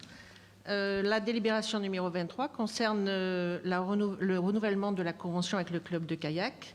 Donc, je n'ai pas vous lire toute la convention puisque vous l'avez sous les yeux. La convention proposée en annexe pour le kayak a pour objectif de définir les objectifs, moyens et conditions de collaboration entre la ville du Pradé et l'association club de kayak Le Pradé, dans le respect des engagements des deux parties, faisant suite au projet présenté par l'association. L'association s'engage ainsi à mettre en œuvre son activité conformément à son objet associatif déclaré et à réaliser les actions relatives à son projet, telles que présentées dans la convention qui est jointe. Il est donc proposé au conseil municipal d'autoriser Monsieur le maire à signer la convention d'objectifs et de moyens ci-jointe, fondant le partenariat entre la ville et l'association Club Kayak Le Pradé, et à prendre tout acte lié à la mise en œuvre de la présente convention. Voilà, donc c'est un renouvellement de convention. Merci pour cette présentation. Pas de questions, pas de remarques. Je vous propose donc de passer au vote. Qui est contre ? Qui s'abstient? Qui est pour? Unanimité. Je vous remercie. Ensuite, les questions 24, 25, 26, 27 concernent des modifications concernant les attributions de subventions de façade. C'est Valérie Allan qui va nous présenter ça avec le micro. Il arrive le micro.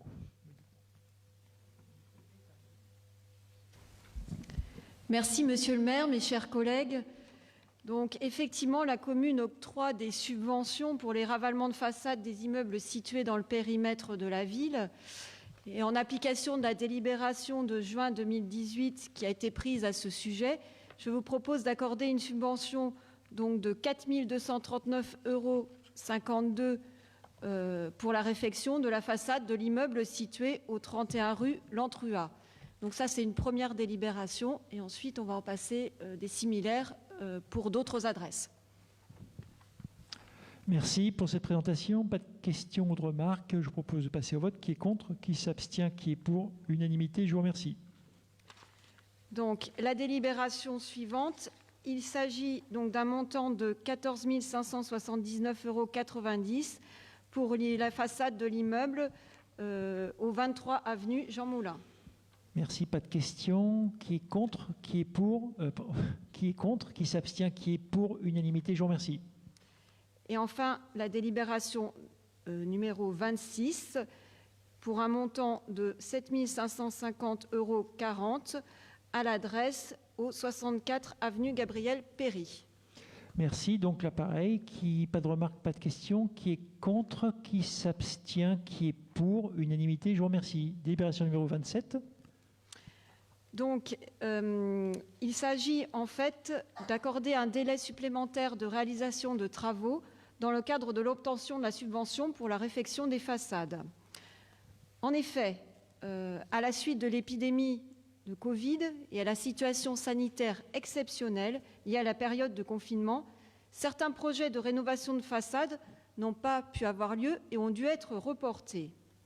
La capacité de réponse des entreprises, en particulier du bâtiment, a été fortement impactée et les prestataires ne seront pas forcément en mesure de réaliser les travaux de ravalement de façade dans les 12 mois suivant l'obtention de la déclaration préalable.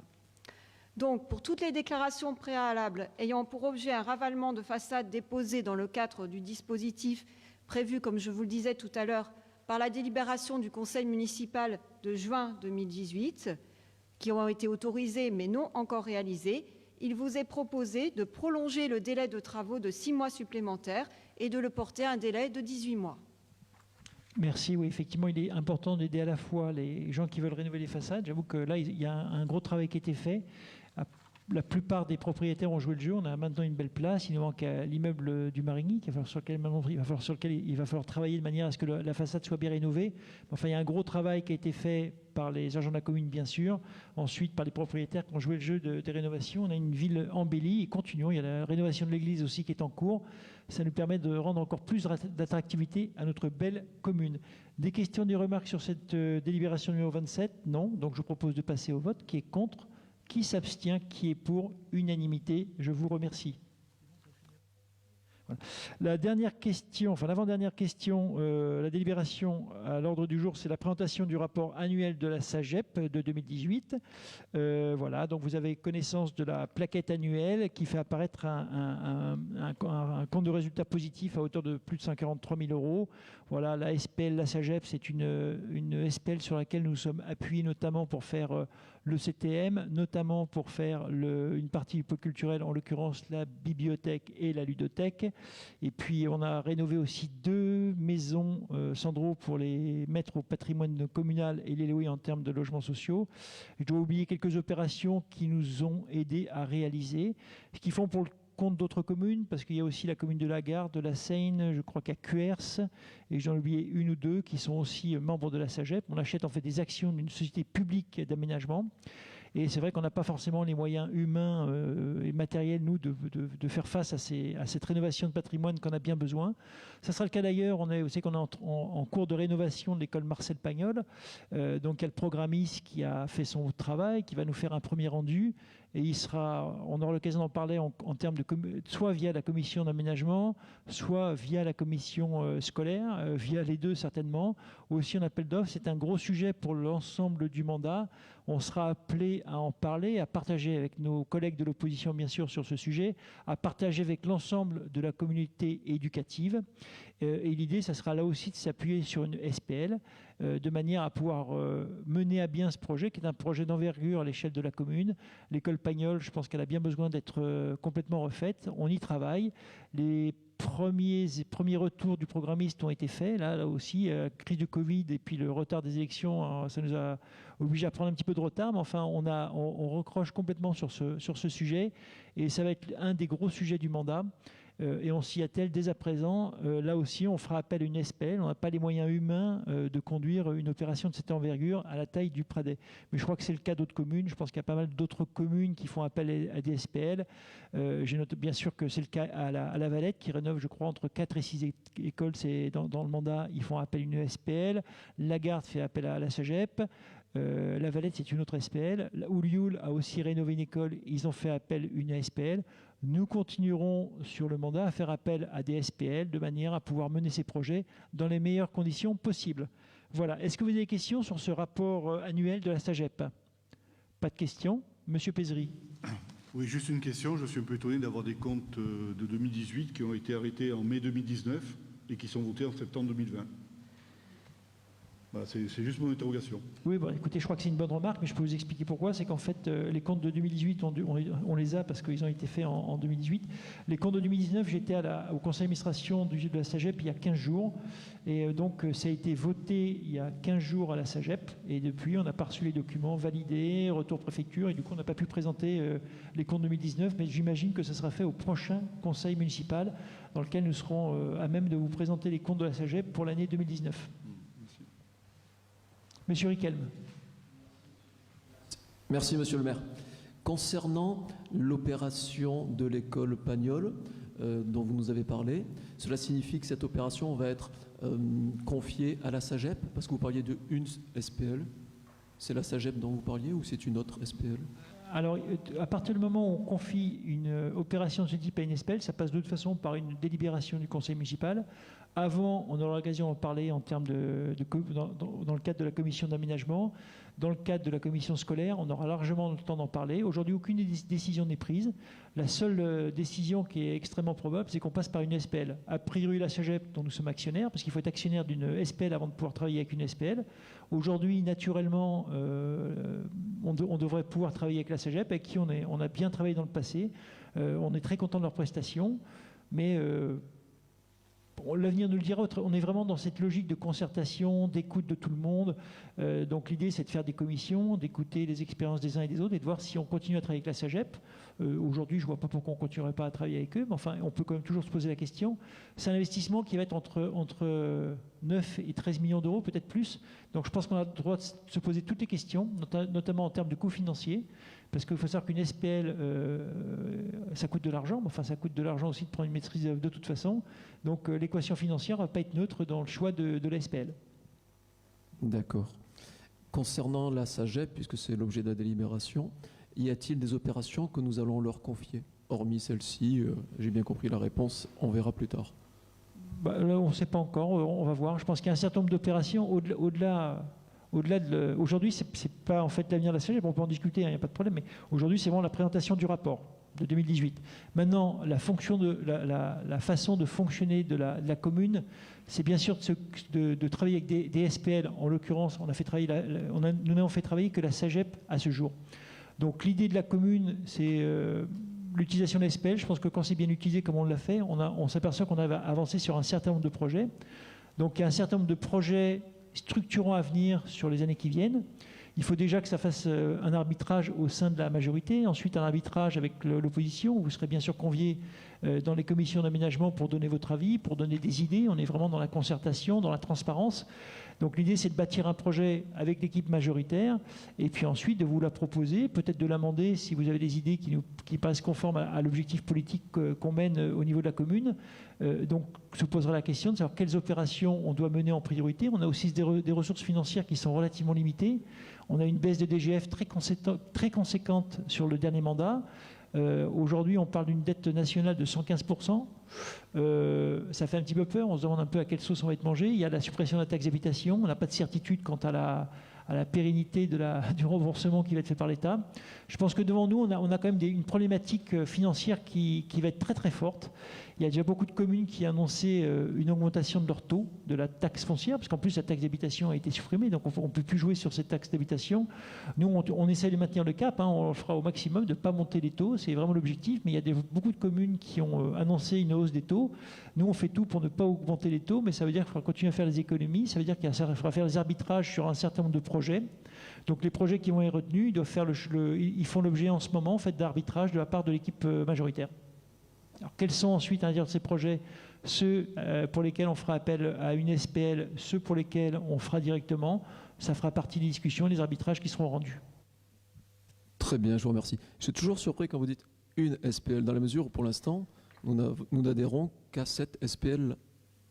Il n'y en a pas d'autres. Vous avez l'ambition ou la volonté d'adhérer, puisqu'effectivement vous avez raison, il faut être actionnaire de la société pour pouvoir en bénéficier. Ou est-ce que vous avez la volonté de changer? Auquel cas vous nous le dites, mais on a du mal à comprendre. Non, il n'y a pas de mal à comprendre. Oui, vous avez peut-être du mal à comprendre, peut-être que j'ai mal exprimé, peut-être que vous avez du mal à comprendre, je ne sais pas exactement. Mais juste à titre d'exemple, on ne travaille pas qu'avec une SPL, on travaille avec deux SPL, puisqu'on travaille avec ID83, avec lesquels on a réalisé un certain nombre de projets de voirie avec beaucoup de succès, notamment en Berlioz. On a travaillé avec ID83 sur Berlioz, sur le LEAP et sur d'autres projets. Ça se passe très bien. C'est une autre SPL, c'est une SPL avec laquelle on travaille. Donc j'utilise le terme une SPL, je pourrais dire des SPL, puisqu'on travaille avec deux SPL, pour l'occurrence. Voilà, c'est une SPL. Voilà, je pense qu'il n'y a pas grand-chose à comprendre, c'est juste que je dis une SPL. Très bien, on verra dans l'avenir. On voit toujours dans l'avenir ce qui se passe. Alors, est-ce qu'il y a d'autres questions ou remarques? Non? Donc je propose d'approuver ce rapport. Qui est contre? Qui s'abstient? Qui est pour? Unanimité. Je vous remercie. Ensuite, la question, ce n'est pas vraiment une question, c'est le point numéro 29. Monsieur Cabrera, c'est pour les décisions en communication? Alors attendez, je vais finir déjà l'heure du jour et après vous poserez la question. Donc, décision en communication. Est-ce que vous avez des questions sur les décisions en communication? Non, qui vous ont été communiquées. S'il n'y a pas de questions, je donne la parole à Monsieur Cabrera et allez-y.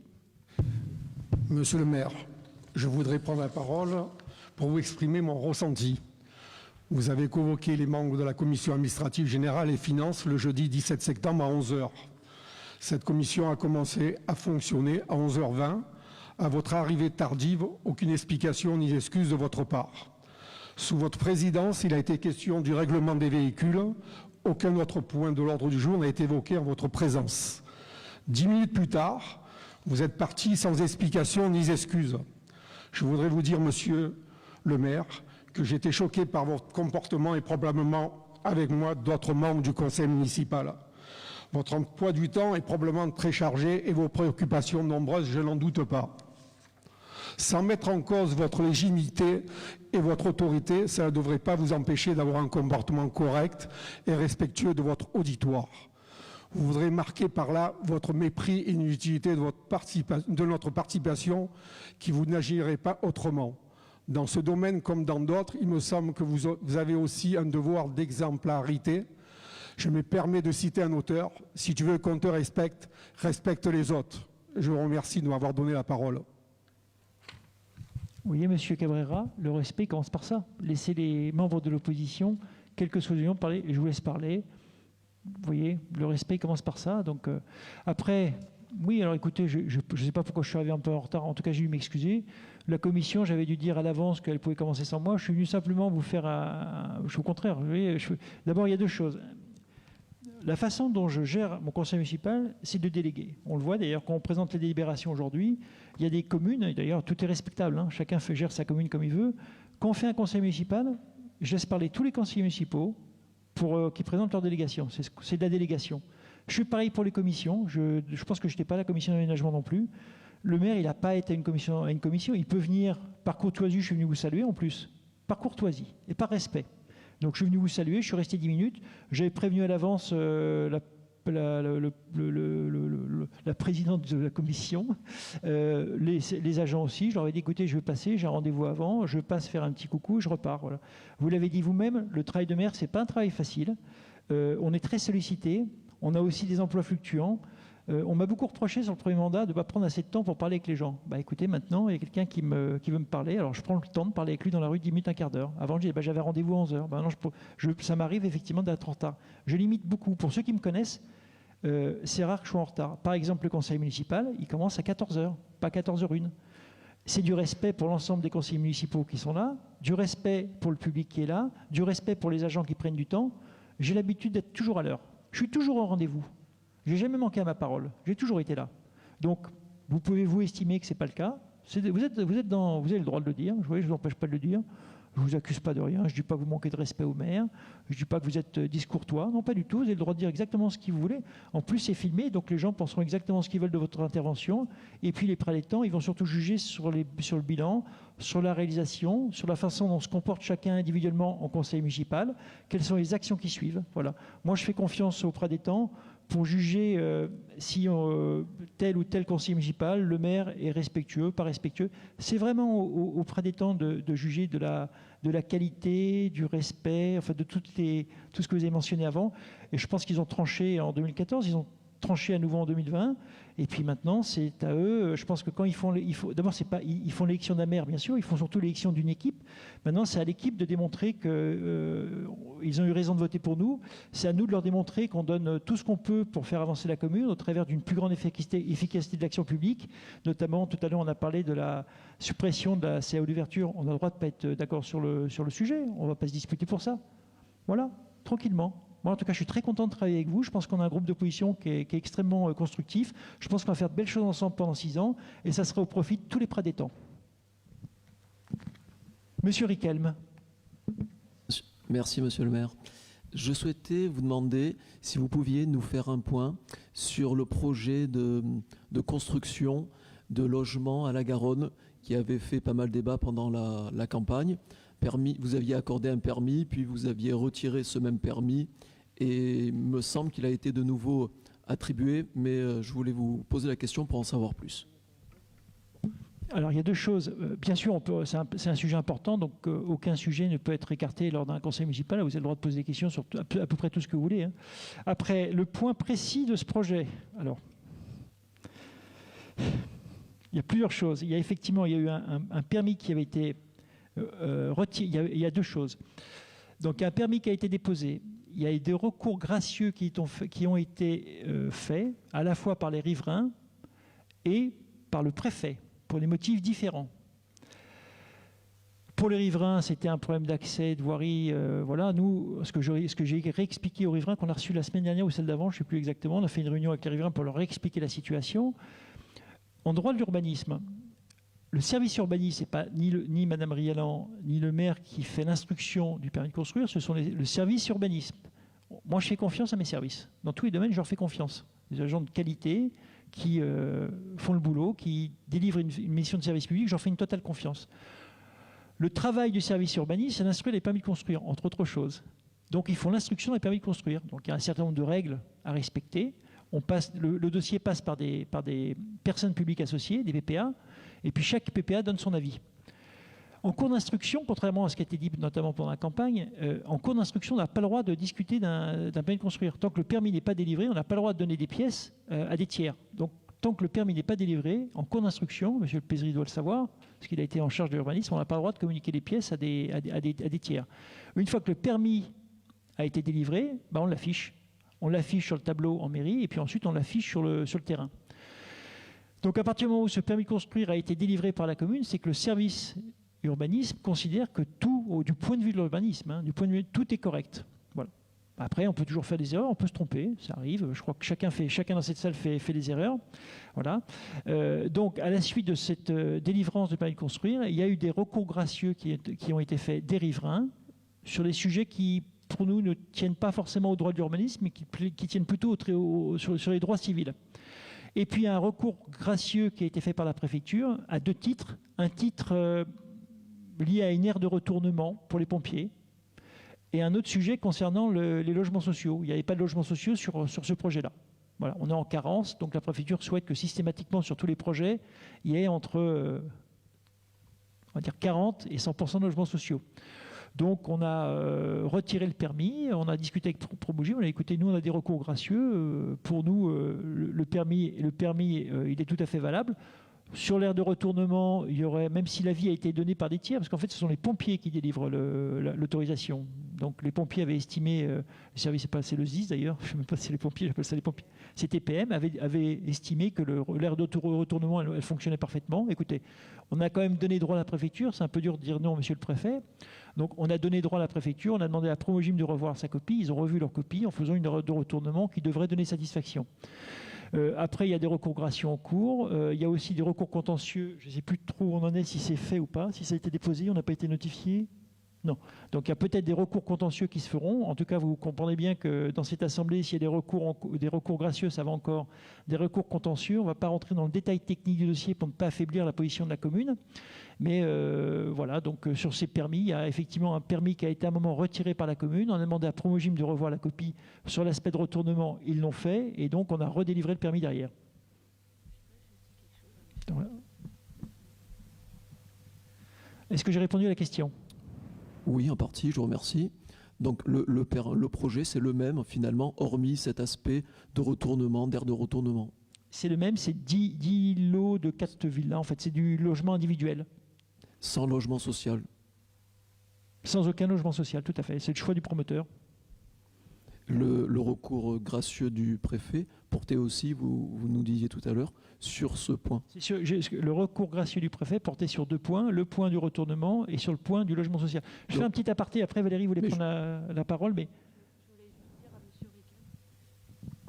Monsieur Riquelme, au cours des commissions, on répond à ce genre de questions en détail, même au niveau des détails techniques. Donc vos collègues sont venus, on a vraiment bien échangé.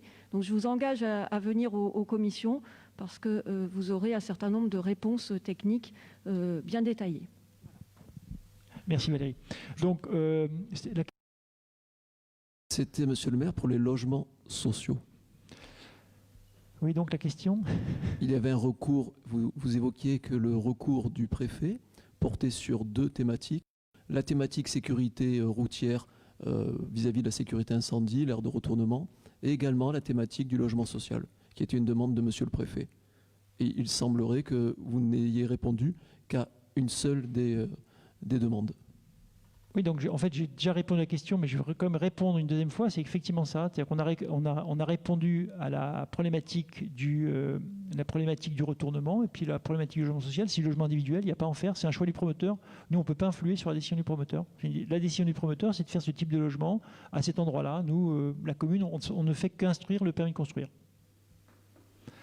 J'en profite pour dire que la commune est en carence, bien sûr, au titre de la loi SRU.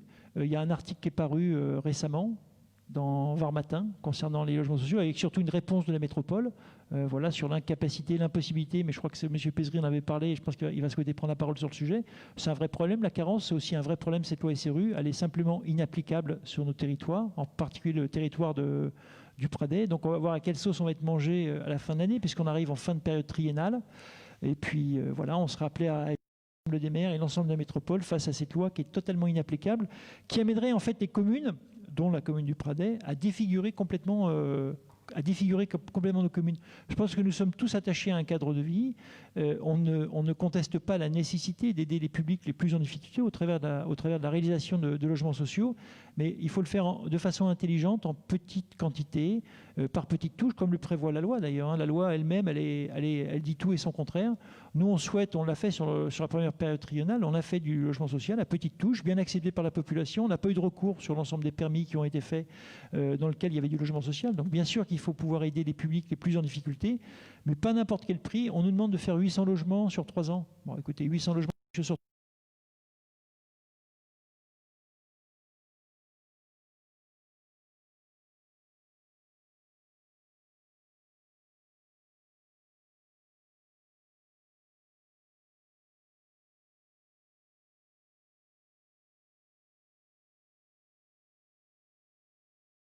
Des spécificités de nos communes pour pouvoir appliquer la façon,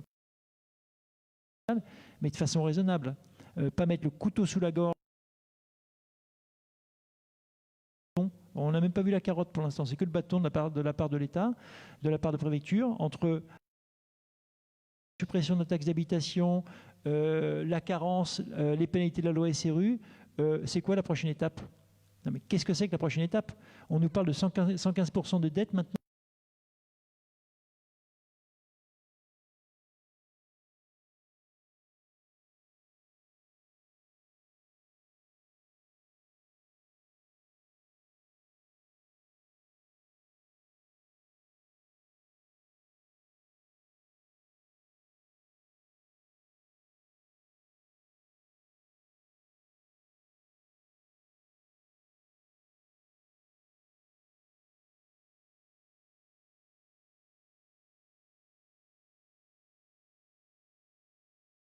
En carence, on n'est pas la seule commune à être en dessous de 15%, c'est le cas de quasiment toutes les communes. Même la Seine-sur-Mer est à, je crois, 15 ou 16%.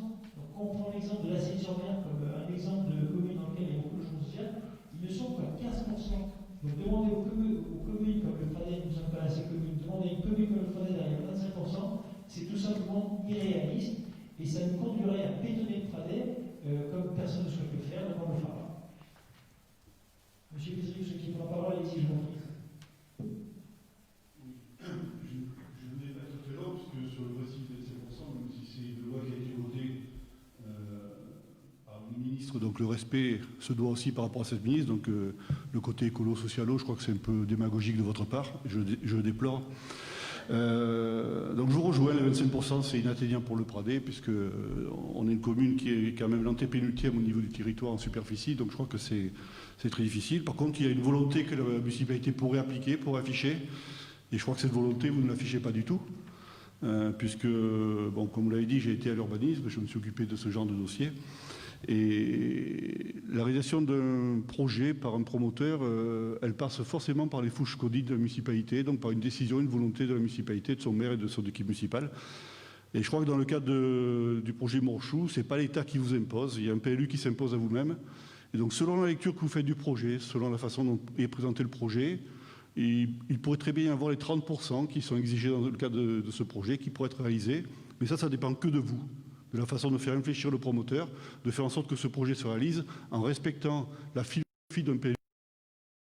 On ne vous demande pas de bétonner, de faire des logements sociaux comme il s'en est fait dans les années 60-70 où tout le monde était au même endroit. Mais dans le cas de ce projet, 30%, c'est tout à fait réalisable, sauf une dizaine de logements sociaux avec une trentaine de logements privatifs. Ça c'est fait par ailleurs, ça marche très bien. Et je crois que ça ne dépend que de votre volonté. Ce n'est pas le préfet d'interpeller sur deux choses. La sécurité, c'est tout à fait logique. Et le côté SRU qui est censé répondre. Alors, moi, je serais pour, il faudrait voter une loi, parce que vous aimez les lois. Moi, je serais pour faire débaptiser le côté logement social et de parler plutôt logement pour tous. Parce que quand on voit le peuplement des logements sociaux, je ne pense pas que ça puisse amener toute la misère du monde, chose que chaque fois les gens mettent en éventail pour ne pas en faire. Je vous remercie. Est-ce qu'il y avait d'autres remarques ou non? Rien de spécial? Donc je vous propose, je crois qu'on est arrivé au bout de ce conseil municipal. Je vous remercie bien sûr de votre présence. On est quasiment le plein aujourd'hui. Donc merci à toutes et tous de votre présence. Merci au public venu nombreux. Merci à tous nos Facebookiens qui sont en ligne, qui ont dû suivre en live avec beaucoup d'intérêt ce conseil municipal.